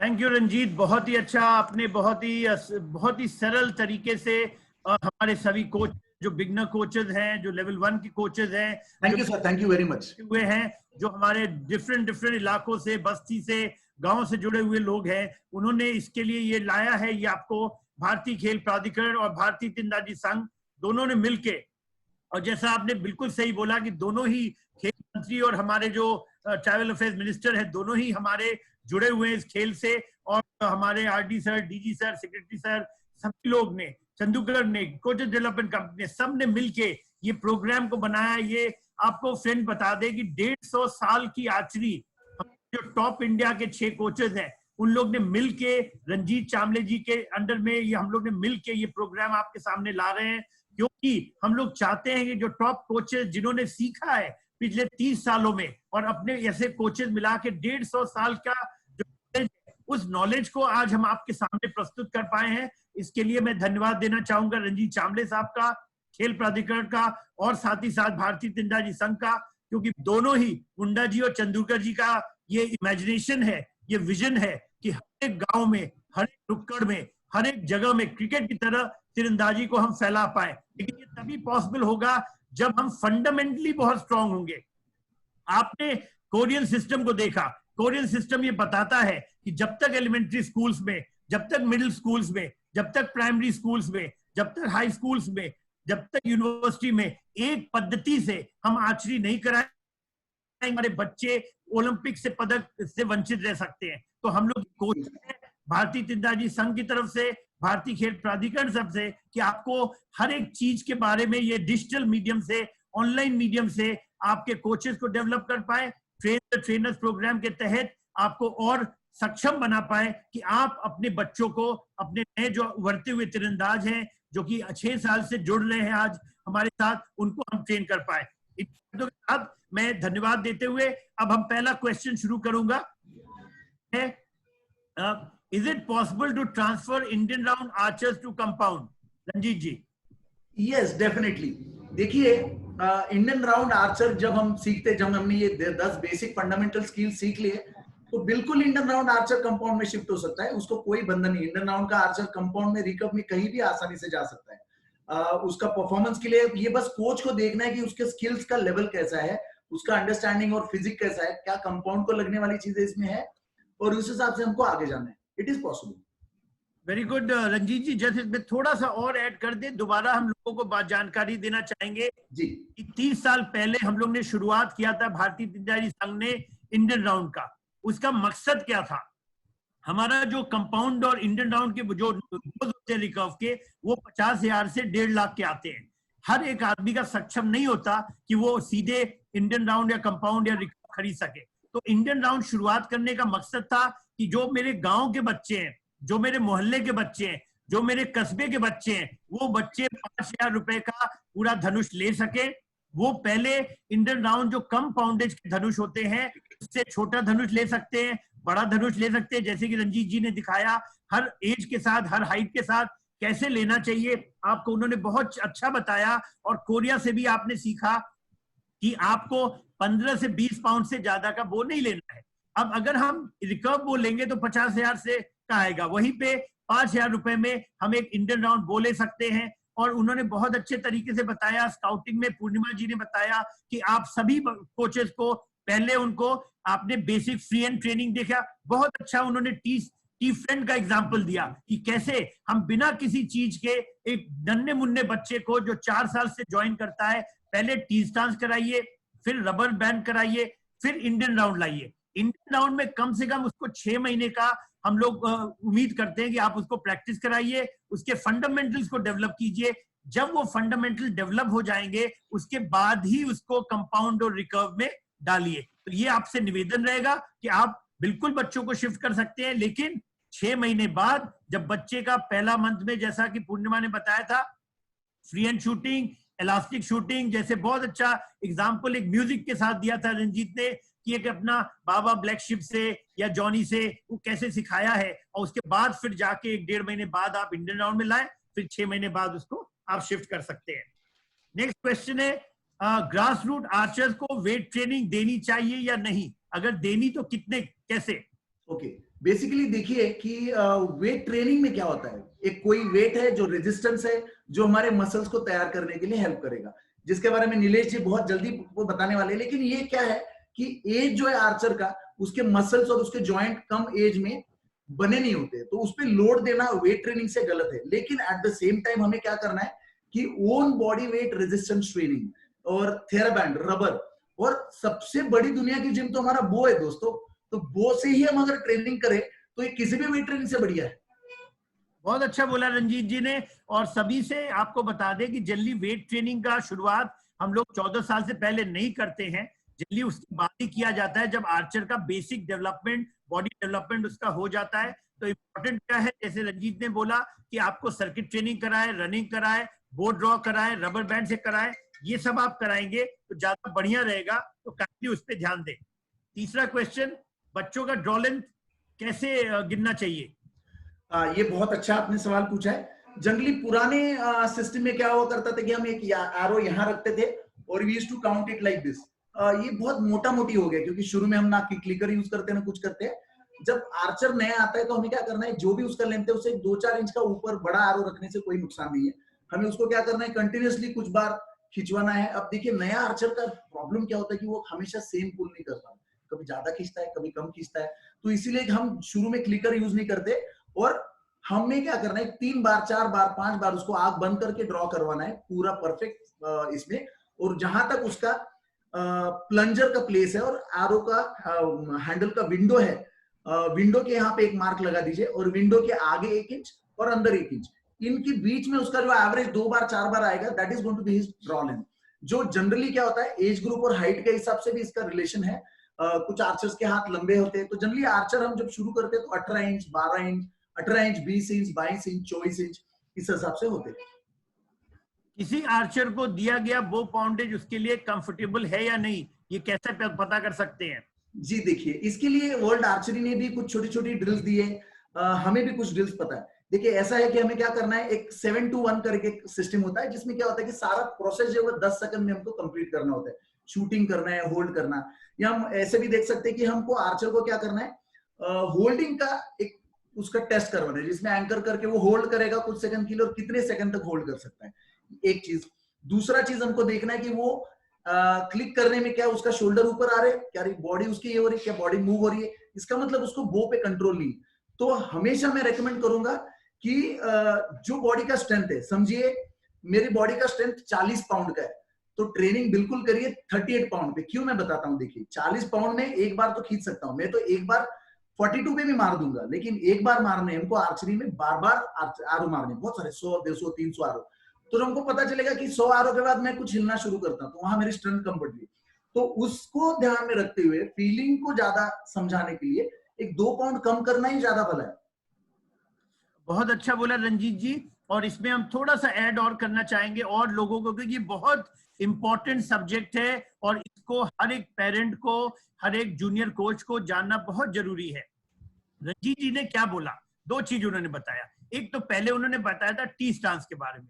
क्यों टी स्टांस बोले? क्योंकि अल्फाबेट टी जो होता है वो हर एक बच्चा केजी से शुरू करता है। तो जब आप टी बोलेंगे, जो टी में क्या होता है, बॉडी कैसे होता है, स्ट्रेट होता है। तो उन्होंने क्या बोला, अगर जब भी आप बोर्ड ड्रॉ करते हैं, अगर बॉडी स्ट्रेट नहीं है, सिंपल सोचिए, अगर टी मतलब शोल्डर ऊपर गया, मतलब टी का स्टांस गड़बड़ हो गया। अगर आपका जो सीधा आप खड़े होते हैं उसमें आप टेढ़े हुए, तो मतलब आप अपना मसल्स को, अननेसेसरी मसल यूज कर रहे हैं क्योंकि ताकत की कमी है। तीसरा चीज उन्होंने बोला था कि आपको जब भी करना है होल्ड करने, होल्डिंग बहुत एक अच्छा तरीका है जानने के लिए। तो आपको 1 मिनट तक, अगर कोई भी बच्चा, सपोज वो 20 पाउंड का बो लेता है, आप शुरू कीजिए 14 से 20 पाउंड में। तो अगर वो 20 पाउंड अगर आपको लगता है तो 1 मिनट तक बिना बॉडी को में स्ट्रेट टी स्टांस में अगर वो ड्रॉ करके 1 मिनट तक खड़ा हो सकता है बिना उसके रिलैक्स किए हुए और बिना उसका एंकर मूव किए हुए, तो आप जान जाइए कि उसका कंट्रोल लेवल उस पाउंडेज का मिनिमम आ गया है। ऐसे तो हम 10 बार कराते हैं 1-1 मिनट का गैप देके जानने के लिए, पर शुरू में अगर जानना है तो टी स्टांस याद रखिए। उनका बॉडी जनरली बच्चे क्या करते हैं, जब वो हायर पाउंडेज लेते हैं तो शोल्डर अप जाता है और दूसरा जो वेस्ट है वो आगे चला जाता है। तो ये 2 चीज का ध्यान रखिए तो आपको बहुत अच्छा रहेगा। बिल्कुल सर, बिल्कुल सही बोला आपने। नेक्स्ट क्वेश्चन क्या है कि sir for the 27.5 draw length Archer use 70 inches limb, what is the effect on the arrow और ऑन द आर्चर? अब देखिए 27 इंच 27.5 इंच के लिए जनरली 68 लेंथ का लिम होना चाहिए, बट कोई बात नहीं, अगर 70 का भी है तो कोई प्रॉब्लम नहीं। बट इससे थोड़ा सा फर्क ये पड़ेगा कि एरो का जो स्पीड है वो थोड़ा सा काउंटर हो जाएगा, स्लो हो जाएगा, but at the same time you will have also advantage. String जो होती है ये जब स्ट्रेट बो है, मैं आपको एक बो दिखाऊंगा जिससे हमको पता चलेगा। ये जो बो है तो ये जो हम खींच रहे हैं तो उसका ये स्ट्रेट एंगल है, लेकिन ये ड्रॉ लेंथ और लिम के साइज का क्या जरूरत होता है। हमारा जो एंकरिंग एंगल है ये जब हम खींचते हैं ये देखिए ये बेंड हो गया। अगर ये 70 का है तो ये मेरे को कंफर्टेबल बैठेगा, 68 तक एकदम परफेक्ट बैठेगा। अगर छोटा है तो ये एंगल छोटा हो जाएगा और मेरा एंकर नहीं बैठ पाएगा, मेरी बॉडी फिर अलग से क्रिप करेगी। तो मैं ऐसा सजेस्ट करूंगा कि जनरली 24 इंच वगैरह जो है, 24 ड्रॉ है, 24 से नीचे है तो इट शुड बी 24 से नीचे तो 64 का लिम्स होना चाहिए। यूनिवर्सली देखिए हैंडल यूनिवर्सल होता है 25 इंच का, और लिम जो है उसके हिसाब से आपको आगे जाना होता है। अब इसका दूसरा रिलेशन ऐसा है कि 28 इंच आइडियल दुनिया में जानी जाती है। आप जो भी लिम पे पाउंडेज देखते हो, समझो 6640 लिखा है, तो वो 6640 कहां से लिखा है, कैसे लिखा है? जब आपका ड्रॉ 28 का है तब वो आपको 40 पाउंड देगा, अगर वो उससे कम है तो उसको कम देगा। तो 40 पाउंड की लिम को अगर आप 27.5 लगाए तो आपको 40 नहीं मिलेगा। When it is a tailor full भी टाइट कर लोगे तो उसको कम ही पाउंडेज मिलेगा, मतलब आपको 40 की जगह 38 मिलेगा। और दूसरा है कि उसका लेंथ जो है 70 का, जब हम 70 का लेंथ लगाएगा तो 40 की लिम पे आपको 38 का पाउंडेज मिलेगा। This is the difference basically. बहुत अच्छा बोला रंजीत जी, और सभी कोचेस से निवेदन है, सभी पेरेंट्स से निवेदन है कि ईस्टर्न का एरो सिलेक्शन चार्ट होता है, आप ध्यान दें। दूसरा जैसा इन्होंने बोला 28 इंच का तो बहुत जरूरी है एफिशिएंसी ऑफ द बो। एफिशिएंसी ऑफ द बो जो अगर 40 से 44 होता है तो 42 पे सबसे ज्यादा मिलता है। इसलिए जहां आप लंबा लेंगे 28 इंच के लिए आपका जनरली 68 इंचेस का बो प्रेफर किया जाता है। जैसे आप लंबा लेंगे थ्रस्ट कम हो जाएगा, एफिशिएंसी रिड्यूस कर जाएगी, भले आपको आसान लगेगा पुल करने में। नेक्स्ट क्वेश्चन, हुकिंग में रिस्ट इनवर्ड और आउटवर्ड होना चाहिए? आप हुकिंग की बात करें, हुकिंग में रिस्ट जो है वो इनवर्ड, हल्का सा, बिल्कुल हल्का सा, मामूली सा इनवर्ड होना चाहिए। क्यों? इससे क्या होगा कि हमें हुकिंग को यहीं से करना चाहिए। देखिए कैसा है, ये क्यों बताना जरूरी है। हमने आपको बोला कि एंकर में ये जो ये आप हमारा ये एल्बो का एंगल देख रहे हैं। अब अगर मेरा एंकर परफेक्ट नहीं है और मेरा ये हुकिंग का एंगल करेक्ट नहीं है तो मैं मेरा शोल्डर को कितना भी कोशिश करूं, ये मेरा स्ट्रिंग लाइन जो है ये वाला, इसमें ये सीधा आएगा ही नहीं। अगर मेरा हुकिंग से शुरू से फायदा होगा तो नेचुरली क्या होगा, वो मैं हाथ जब फ्लैट लाऊंगा तो मेरा एल्बो ये आएगा, ये देखिए ये परफेक्ट आएगा। अब ये परफेक्ट अगर इसको लाना है तो हमको यहां अगर इसको चाहिए तो वहीं से करना पड़ेगा। देखिए प्रॉब्लम क्या होता है हमारे जनरली आर्चरी में, हम चेंजेस एंकर में करना चाहते हैं। देखिए अगर मैं 100 किलो का एक बोरा लेके खड़ा हूं तो मुझे उसको लेके कुछ करना मुश्किल है, नीचे जाना ऊपर आना, लेकिन मैं पहले से ही कर लूं और फिर वो ले लूं तो ठीक है। तो इसलिए हुकिंग तो वो प्रेशर पे आने से पहले का मूवमेंट है, तो उस मूवमेंट से हम जो चाहिए करेंगे तो it is going to be helpful to us. थोड़ा सा इसमें जस्ट ऐड कर दे, जो रंजीत जी बोले, इसका सबसे अच्छा तरीका होता है जब बाल्टी आप उठाते हैं। Yes yes sir. क्या होता है जब बाल्टी उठाएंगे, अगर स्ट्रेट रिस्ट रखेंगे तो बाल्टी उठाने में दिक्कत होगी, और हल्का सा आउटवर्ड हल्का सा रिस्ट रहेगा तो क्या होता है, इजी होता है। तो आप खुद देखेंगे फिंगर को रिलैक्स करना बहुत इजी हो जाएगा जब आप बाल्टी पकड़ के हल्का सा, बिल्कुल हल्का सा रिस्ट अगर आउट रहेगा तो बाल्टी पकड़ के उठाने में ज्यादा आसान रहेगा। और जब ज्यादा इनवर्ड रहेगा तो आपको दिक्कत होगा और लेके उसको रिलीज करने में, रिलैक्स करने में। तो वो एक बाल्टी का एक एग्जांपल लेके आप दिखा सकते हैं। और भी एक चीज मैं बताना चाहूंगा सर कि इस पर्टिकुलर हुकिंग से हमें ना रिलीज में बहुत आसानी होती है। देखिए हमारा हुक अगर ऐसा है, if my hook is like this, और अगर ये थोड़ा सा कर्ल्ड है तो नेचुरली क्या होगा, हाथ अगर इधर जाता है तो मेरा रिलीज स्ट्रिंग इजीली निकल सकता है।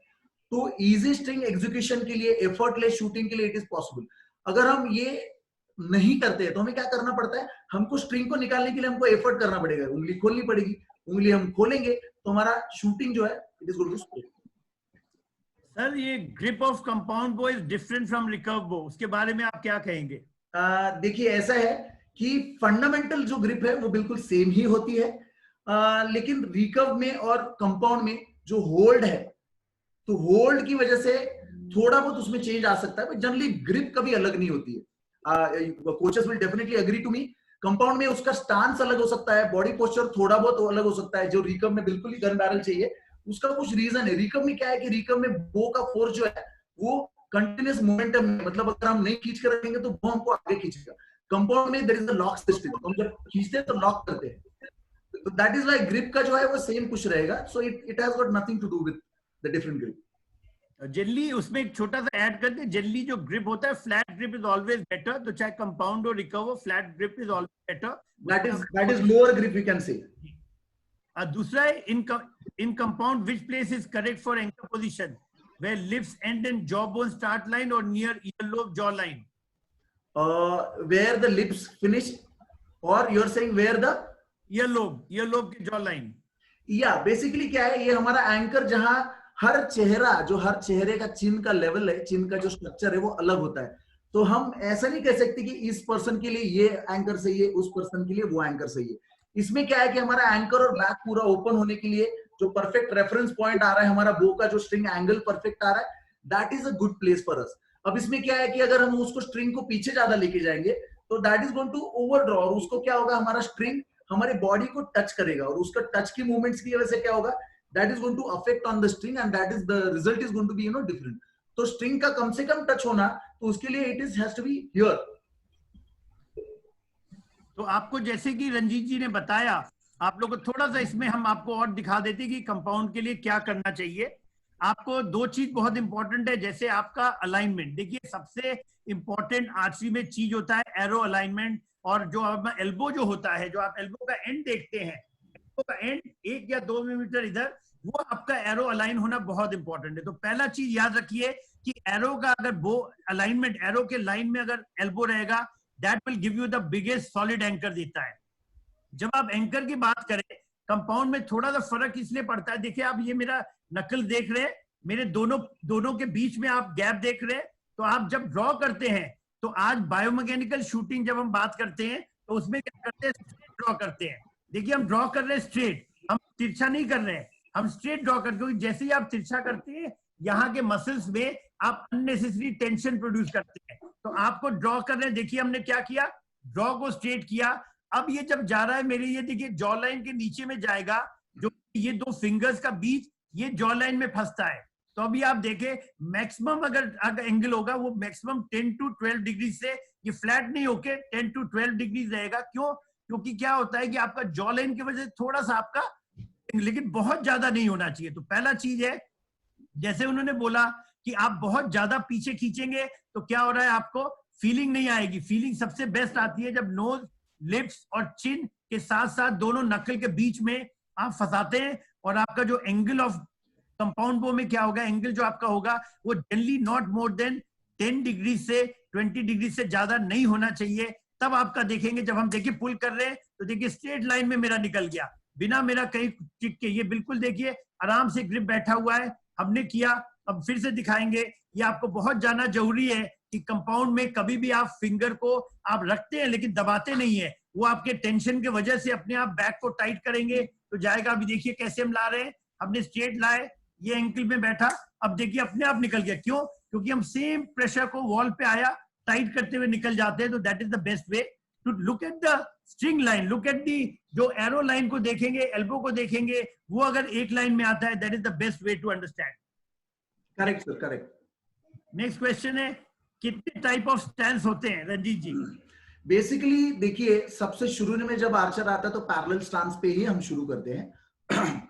बट पैरेलल स्टांस के बाद हम जब जाते हैं तो आर्चर को थोड़ा सा उसके बॉडी एंगल्स के हिसाब से उसको रोटेट जो करना है, उसका हिप लेवल और उसको अपर बॉडी को टर्न करना है, इन सारी चीजों के हिसाब से आर्चर की इंडिविजुअल रिक्वायरमेंट है, उसके हिसाब से हमको open stance, close stance, parallel stance, ये 3 टाइप है।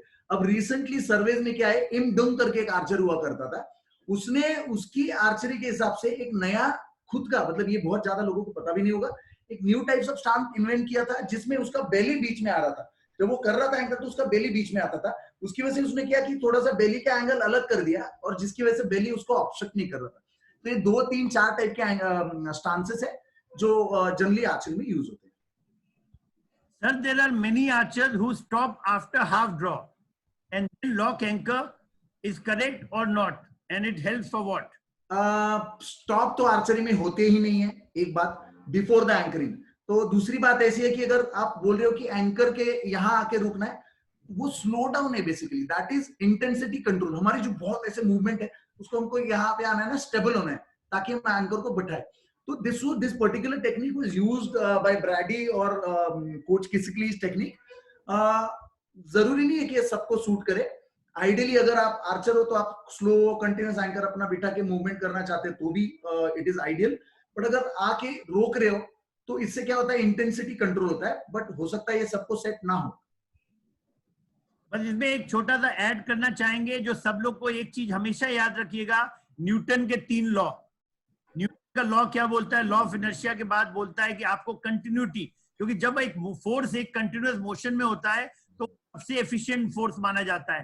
तो हमेशा याद रखिएगा, जब आप स्टॉप करते हैं तो आप न्यूटन के लॉ के अगेंस्ट जा रहे हैं, मोमेंटम कट हो जाएगा। Correct sir. तो जैसा रंजीत जी ने बोला, आपको अलग अलग टेक्निक्स हैं। अभी कीशिकली का बायोमैकेनिकल वे में शूट कराता है, और लोग भी करते हैं, बट बेसिकली क्या होता है, हम लोग कभी स्टॉप नहीं करते, हम जरूर होल्ड पे आते हैं एक्सपेंशन के समय। वो होल्ड एक टेम्पोररी एक टाइम होता है जब मेरा टोटल सिंक्रोनाइज होता है बॉडी। जब उस पोजीशन के बाद जब हम एक्सपैंड करते हैं एलीट आर्चर्स के लिए, तो वो आपको ध्यान में रखना है। न्यूटन को लॉ को ध्यान में रखिए तो आप पाएंगे कि और अच्छा कर पाएंगे। बिल्कुल सर। एक क्वेश्चन आया है प्लीज। कुछ देर पहले, इट सेज कुछ बेसिक ट्रेनिंग की मेथोडोलॉजी है, ऐसे कुछ आइडियाज है क्या? And one more question is there, it says that कोविड-19 में या फिर नया कुछ टेक्नोलॉजी को क्या क्या यूज करते हैं क्या? तो इन दोनों को सम अप करके एक छोटा सा मैं बता दूंगा।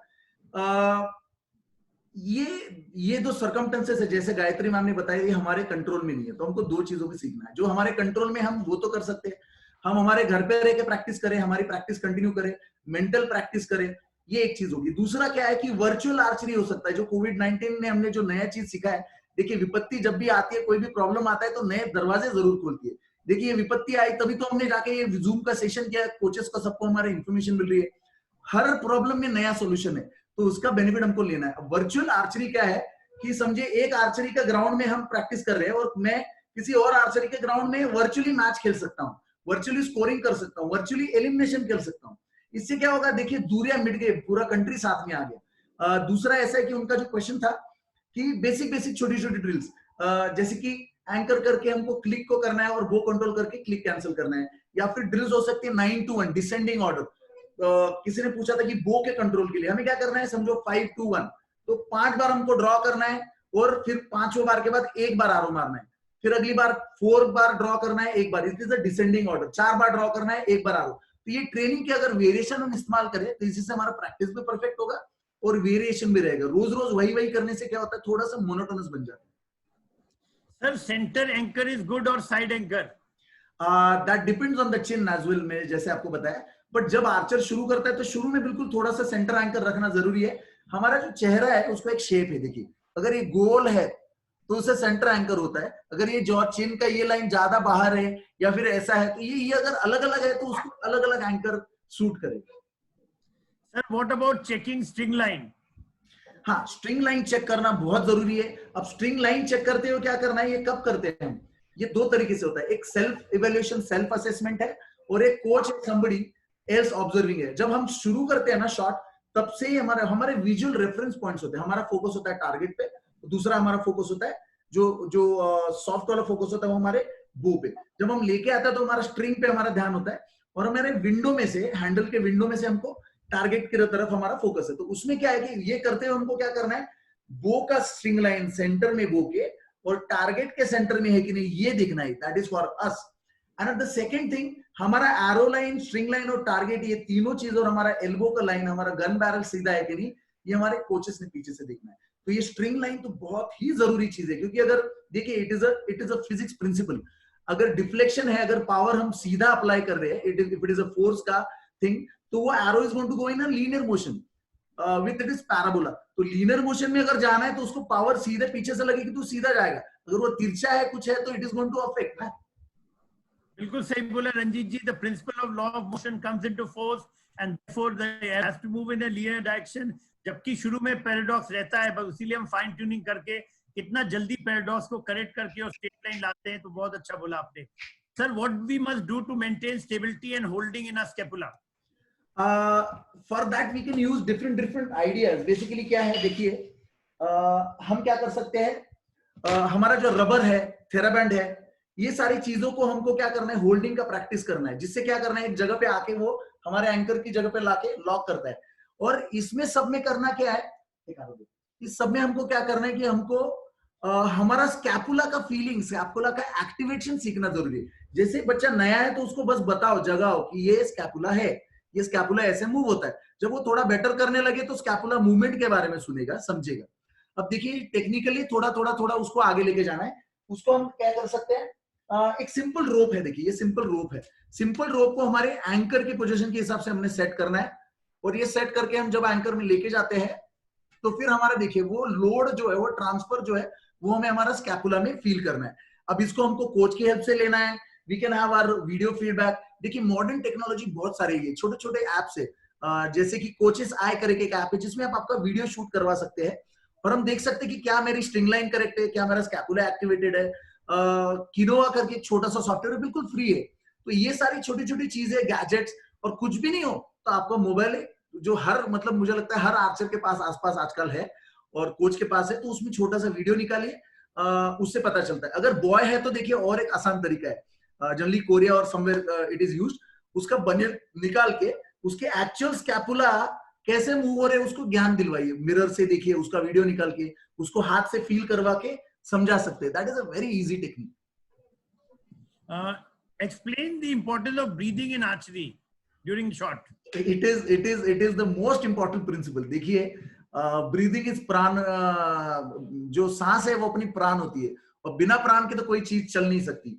लेकिन उसमें क्या है ना कि हमारा जो ब्रीदिंग है, वो ये ब्रीदिंग से ही हमारा हार्ट बीट कनेक्टेड है। हम जितना ब्रीथ करते हैं उसका ब्रीदिंग पैटर्न, हमारा जो लोअर एब्डोमेन का ब्रीदिंग है, ये सारी चीजें जो है वो बहुत बहुत जरूरी इंपॉर्टेंट चीज है।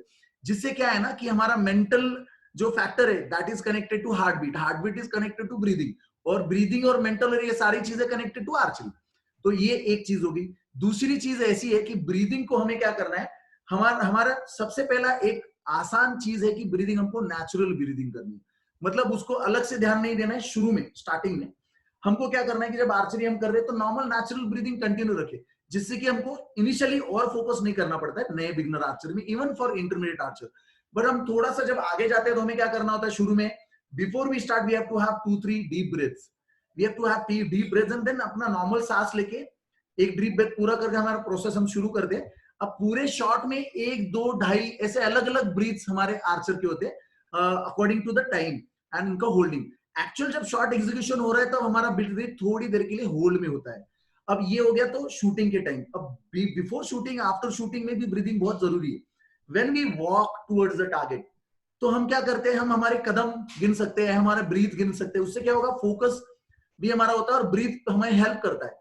और जब हम रिटर्न आते हैं, हमारा कुछ टाइम होता है बीच में बिफोर द शूटिंग, हमें क्या करना है इस टाइम में, हमारी ब्रीदिंग टेक्निक को यूज करना है। इससे क्या होगा, आपका ब्रीदिंग जब हम लोअर एब्डोमेन को यूज करेंगे, बेली ब्रीदिंग करेंगे जैसे गायत्री मैम ने हमें सिखाया था, तो उससे क्या होगा कि मैक्सिमम कैपेसिटी, वाइटल कैपेसिटी, हमारा लंग जो है समझो 1 लीटर हवा ले सकता है, तो वो क्या होगा, मैक्सिमम अगर भरेगा तो वो मैक्सिमम कुछ पल के लिए उसको ऑक्सीजन देगा, and then our brain and everything will be very active.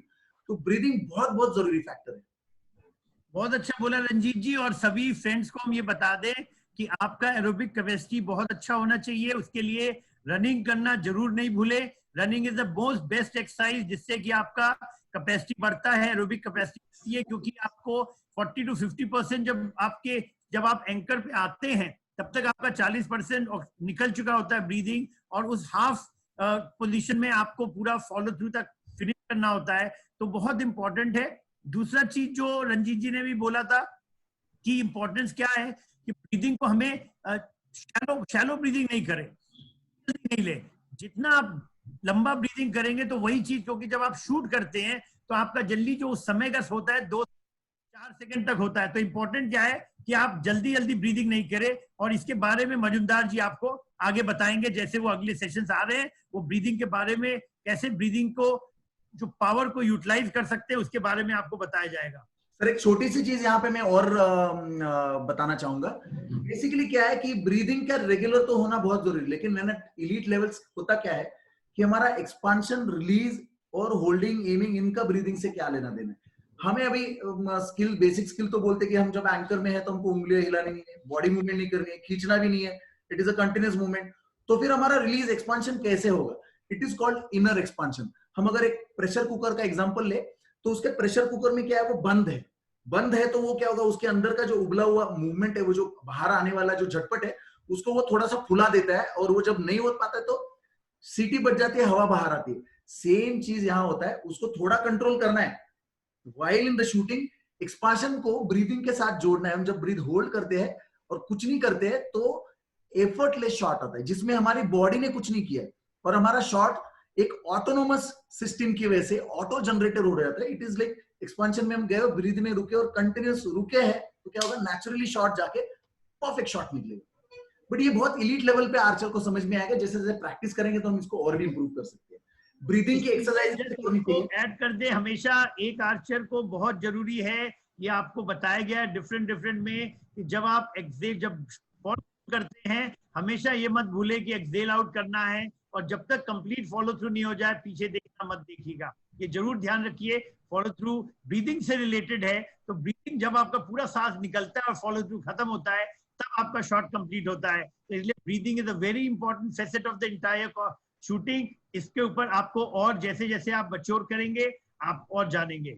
Sir ये बहुत जरूरी चीज आपने बताई कि शॉट को क्या है, कई बार क्या होता है, आर्चर की एरो मार देता, फटक से पीछे देखता है कोच की तरफ, क्या हुआ, तो वो फॉलो थ्रू नहीं करता, और फॉलो थ्रू के जो 2-3 एस्पेक्ट है उसमें ब्रीदिंग में है, तो कई बार उसका ब्रीदिंग में नहीं ध्यान रहता, मूवमेंट हो जाता है और फीडबैक नहीं मिलता। तो और ये एक जरूरी चीज रह जाती है कि शॉट कंप्लीट नहीं होता।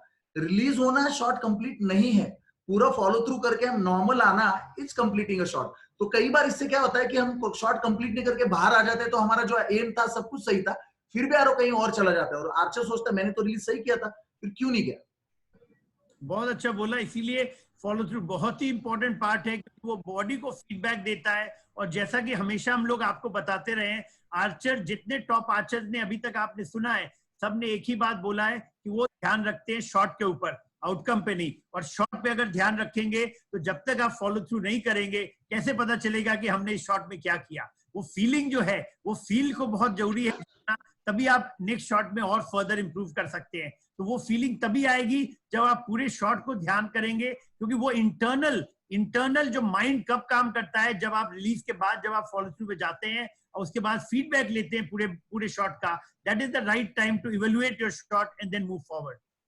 सर अगला जो बहुत बढ़िया बात बताई आपने। अगला बात करेंगे कि आप पोस्चर के बारे में, पोस्चर क्यों इंपॉर्टेंट है शूटिंग में, रंजीत जी। जी देखिए, पोस्चर शूटिंग में नहीं, जिंदगी में इंपॉर्टेंट है। पोस्चर क्या है ना कि बिल्कुल शुरू से शुरू करिए। अगर कोई इंसान ऐसे करके बैठा है तो क्या आपको ठीक लगेगा? नहीं लगेगा। तो आर्चरी ऐसा है, हिस्ट्री में अगर देखा जाए तो आर्चरी राजे लोगों को सिखाया जाता था, आर्चरी से पोस्चर ठीक हो जाता है, तो बिल्कुल एकदम अपना मतलब वीरासन में कोई राजा आप देखते हैं। तो ये क्या है पोस्चर। अब अगर हम आर्चरी के स्किल के बारे में सीखेंगे, अगर हमारा आर्चरी का पोस्चर ठीक नहीं, हमारा शोल्डर डाउन है, तो हमारा परफॉर्मेंस कभी सेम आ नहीं सकता। हमारा स्टर्नम जो है वो परफेक्ट नहीं है, शोल्डर बिल्कुल बैलेंस नहीं है, तो प्रॉब्लम आएगा। हेड एंगल अगर गलत है तो हम कितना भी एम करें हमारा करेक्ट आ ही नहीं सकता। तो पोस्चर जो राइट फ्रॉम आवर स्टांस, पैर से लेके हेड तक, और ये ग्रिप से लेके ये एल्बो रिलीजिंग हैंड तक, बिल्कुल टी जो परफेक्ट बना है वो टी इसीलिए बनाया था। पोस्चर के सिवा आर्चरी परफेक्ट हो ही नहीं सकती। बहुत अच्छा बोला रंजीत जी ने, और रंजीत जी ने बहुत अच्छा एग्जाम्पल दिया था आप लोग के सामने फ्रेंड्स, अपने टी फ्रेंड को। बच्चों को अल्फाबेट टी पता है, बच्चे समझते हैं टी क्या होता है। जरूरी क्या है कि लाइफ लॉन्ग वो टी को फॉलो करें, वो बहुत इंपॉर्टेंट चीज है, क्योंकि टोटल एल्बो अलाइनमेंट आपके टी पे डिपेंड करता है। वो इंपॉर्टेंट है कि उस चीज को ध्यान में रखे। और सबसे बड़ी बात है, जब आप एलीट आर्चर बनेंगे, आप जब फील्ड में आप आते हैं, आपका नाम अनाउंस किया जाता है, जब आप एक वर्ल्ड चैंपियनशिप में जाते हैं, जो कॉन्फिडेंस के साथ जो पोस्चर होता है कॉन्फिडेंस का, वो कब होता है? जब आप बिल्कुल इरेक्ट होते हैं, जब बिल्कुल कॉन्फिडेंस दिखता है। वो कब दिखेगा? जब आप रियली में, तो वो चीज पोस्चर जो होता है, even while standing, even while your name is getting announced, even while you are waving your to the entire fans जो बैठे हुए हैं, वो सब पोस्चर, वो सेल्फ कॉन्फिडेंस, वो तभी आएगा जब आप अपने पोस्चर के ऊपर ध्यान रख पाएंगे। सर ये बहुत परफेक्ट बोला आपने। देखिए पोस्चर का और साइंस का बहुत ज्यादा जरूरी रिलेशन है, और ये साइंस पोस्चर मतलब बायोमैकेनिक्स। अब ये इसका रीजन क्या हो सकता है? देखिए let's take example of Korean archers. 1984 से लेके अब तक कोरिया डोमिनेट कर रहा है। अब पोस्चर पे स्टडी करके बायोमैकेनिकली नया तरीका ढूंढ के पोस्चर का यूज किया है, उसमें थोड़ा खेला गया, उसमें रिसर्च करके जब किसी के लिए नया तरीका बनाया, तो उससे क्या हुआ कि कॉन्फिडेंस डेवलप हुआ, शूटिंग परफेक्ट हुआ, और नया कुछ नया रिसर्च होते गया। And then that's the way Brady Ellison comes in. इसने क्या किया कि इसने पहली बार कोरिया को बीट करना शुरू कर दिया। अब आजकल देखिए, आजकल जो अनबीटेबल कोरियन टीम थी, उनको तो सबसे ज्यादा इंडियन टीम ने ही हराया है। And I am very proud of my Indian archers. एक बहुत अच्छा क्वेश्चन है कि आपने हुकिंग और पिंचिंग जो है वो कैसे दूर कर सकते हैं? यस, ये बहुत जरूरी चीज थी। जब हुकिंग बताना था, जो नेक्स्ट लेवल पे हमने समझाना है, तब समझना चाहिए। देखिए एरो जो होता है, हुक हम कर चुके, तो हमें ये जो 2 फिंगर्स है, अब पिंचिंग के बारे में मतलब क्या होता है, ये हम अगर टच करते हैं उसको तो वो पिंचिंग हो गया। इसमें क्या होता है, जब पिंचिंग करते हैं तो फिंगर भी टाइट होती है, तो फिंगर्स को तो रिलैक्स करना है पहली बात, तो पिंचिंग आधा कम हो जाएगा। दूसरा, हमें क्या करना है, थोड़ा स्पेस इसमें जरूर बरतना है, जरूर बरतना है। अब इसमें भी क्या है कि हमको ऊपर का हल्का सॉफ्ट टच होना चाहिए, नीचे का नहीं होना चाहिए। और आगे जाके बहुत जरूरी चीज क्या है कि फिंगर सेपरेटर होता है। देखिए फिंगर में सेपरेटर है, तो फिंगर सेपरेटर से नेचुरली 2 उंगलियां अलग हो गई, तो उससे आसान हो गया। अब नेचुरल जो रेगुलर फिंगर टैप्स में फिंगर टैप आते हैं, उससे भी अगर आके जाके फिंगर टच हो रही है, तो हम उसको फिंगर टैप के जो फिंगर सेपरेटर है, उसको थोड़ा सा टेप लगा के थोड़ा और बढ़ा दें। दैट विल बी इजी तरीका। Very good. Aiming is always down. Then what do we do on the center point? ऐसा है दोस्तों कि लो एम इज क्राइम, तो एम तो नीचे करना ही नहीं है। और ये इसका तरीका ऐसा है कि देखिए इसका रीजन क्या है, इसके पीछे साइंटिफिक रीजन है, बायोमेकेनिकल रीजन है। देखिए ये मैंने आरो खींचा है, और अगर मेरा एम नीचे है और मैं उसको ऊपर करता हूं, तो देखिए साइंटिफिकली मेरा हाथ है और मैं नीचे हूं, तो जब मैं उसको ऊपर कर रहा हूं तो नेचुरली क्या होगा, ये आरो देखिए, ये आरो क्या होगा, नेचुरली और खींचा जाएगा, और खींचा जाएगा, इसका मतलब क्लिक हो जाएगा, तो मेरा मोमेंटम टूट जाएगा। जब मैं नीचे से ऊपर लाता हूं तो पहले ही क्लिक हो जाएगा, कंट्रोल नहीं आएगा। तो इसलिए आइडियली अगर मेरा एक्सपीरियंस पूछोगे तो मैंने एम को ही ऊपर से नीचे तक लेके आना है, वो भी बहुत ज्यादा नहीं, कंट्रोलेबल। नहीं आप बोलेंगे सीधा टारगेट के बाहर से लेके आओ, तो that will have more time, फिर आपको कंट्रोल नहीं मिलेगा। तो आइडियली 7 और 8 के बीच में जब हम स्टार्ट करते हैं वहां करें, या फिर 9 में करें और सेंटर में लेके आके क्लियर करें, ये सबसे इजी तरीका है। और इसमें अगेन फिर से हम याद दिलाना चाहेंगे न्यूटन लॉ का, जब आप बो को नीचे से ऊपर लाते हैं अगेन द ग्रेविटी काम करते हैं, और जब ऊपर से नीचे लाते हैं विद द ग्रेविटी काम करते हैं। तो हमेशा जिस चीज में कम एनर्जी के साथ अगर आप कोई चीज करेंगे हमेशा फायदा होगा, इसीलिए जनरली ऊपर से नीचे लाना बेहतर माना जाता है। सर और एक चीज बताना चाहूंगा, एमिंग जो आपने बोला उसका जो बेसिक रीजन है, कोई भी कोच आपको बताएगा कि जब मैं एम करता हूं और वो नीचे नीचे जाता है, आपको ढूंढना पड़ेगा कि वो जा क्यों रहा है नीचे। वो जा इसलिए नीचे रहा है कि हमारा जो शोल्डर का पावर है 50% वो कम पड़ रहा है, तो हमको उसको ड्रॉ को अगर हम मेंटेन करेंगे तो वो जाएगा ही नहीं नीचे।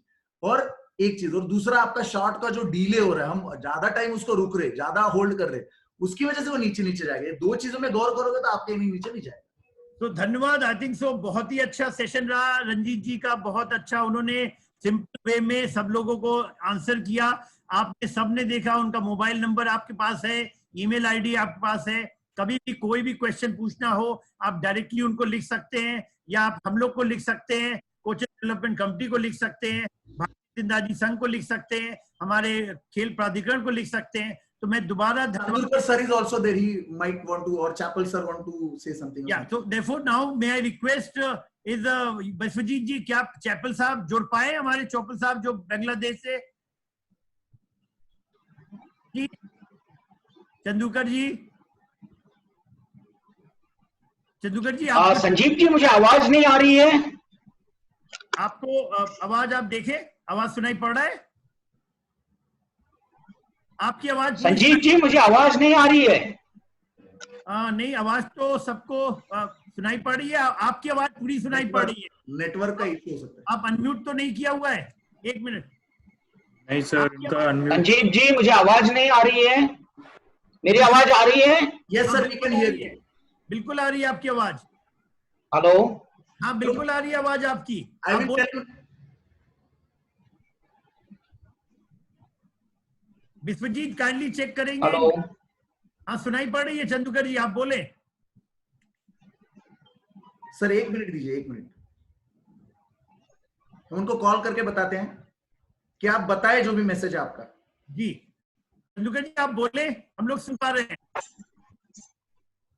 विश्वजीत मुझे आवाज नहीं आ रही किसी भी की। दोस्तों मुझे आवाज नहीं आ रही, फिर मैं अपना संजीव और रंजीत जी ने बहुत बेहतरीन तरीके से अपना बात को रखी हुई है। और जो ग्रास रूट लेवल पर हमारा जो प्रोजेक्ट था कि हम हर आर्चर को ग्रास रूट लेवल से आगे बढ़ाए और हर गांव में आर्चरी को डेवलप करना चाहिए, और उसी बेस पे आज मिस्टर रंजीत ने अपनी बात को रखी थी। और मुझे आज भी याद आ रहा है कि जब मैं शिलोंग में पोस्टिंग था और जब इंडियन राउंड हमने न्यूली इंडिया में इंट्रोड्यूस किया था, उस वक्त सभी इंपोर्टेड इक्विपमेंट्स इंडिया में आते थे और हमने यही कोशिश की थी कि किस तरह से इंडियन राउंड इंडिया में इंट्रोड्यूस हो। और आज भी मुझे ये बताते हुए बहुत खुशी होती है कि पूरे दुनिया में सिर्फ इंडियन राउंड या इंडिया में चलता है, और मेरा ख्याल है वही एक तरीका था जो आज इंडिया में आर्चरी इतनी बड़ी तरीके से और बहुत ही बेहतरीन तरीके से हम आप सभी के सामने ला सके और ग्रास रूट लेवल के आर्चर को हम आगे ला सके। दोस्तों आगे हमें बहुत आगे आर्चरी को बढ़ाना है, और मैं आप लोगों सभी लोगों से उम्मीद करता हूं, सभी कोचेस से उम्मीद करता हूं कि आज जो रंजीत ने जो आपके सामने जो प्रेजेंटेशन दिया है, उस प्रेजेंटेशन को आप आपके गांव तक पहुंचाइए, आपके छोटे से छोटे आर्चर तक पहुंचाइए। मेरा प्रयास है कि हम यदि एक कोच बनाते हैं और यदि एक कोच अपने साथ 10, 15, 20 आर्चर्स को बनाता है तो हम पूरे हिंदुस्तान में कई सारे आर्चर्स बना सके, और यही आर्चर्स आगे जाकर हमारे लिए टॉप लेवल के आर्चर्स मतलब इंडियन टीम बनाने के लिए बड़े महत्वपूर्ण साबित होंगे। और यही हमारा आगे का 2024 का और 2028 ओलंपिक्स का हमारा टारगेट है। मैं फिर एक बार आपको निवेदन करना चाहता हूं, फिर एक गेट बनाना है, और यदि हम आर्चरी को क्रिकेट जैसा पॉपुलर कर सके तो शायद हमें किसी भी चीज की जरूरत नहीं पड़ेगी, हम एक बहुत बेहतरीन तरीके से इस हिंदुस्तान में इस आर्चरी को फैला सके।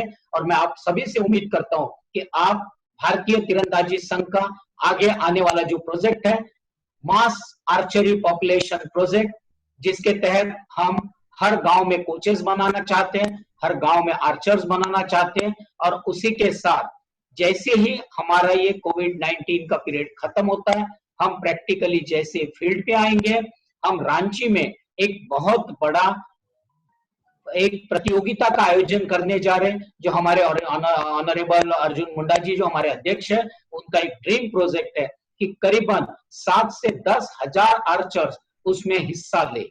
आप सभी उस स्पर्धा के लिए तैयार हो और इस देश के लिए तैयार हो, ताकि आने वाले सभी इंटरनेशनल्स, वर्ल्ड चैंपियनशिप, आने वाले एशियन गेम्स, आने वाले ओलंपिक्स में हम अपना देश का तिरंगा लहराते रहे। Thank you dear friends, thank you very much.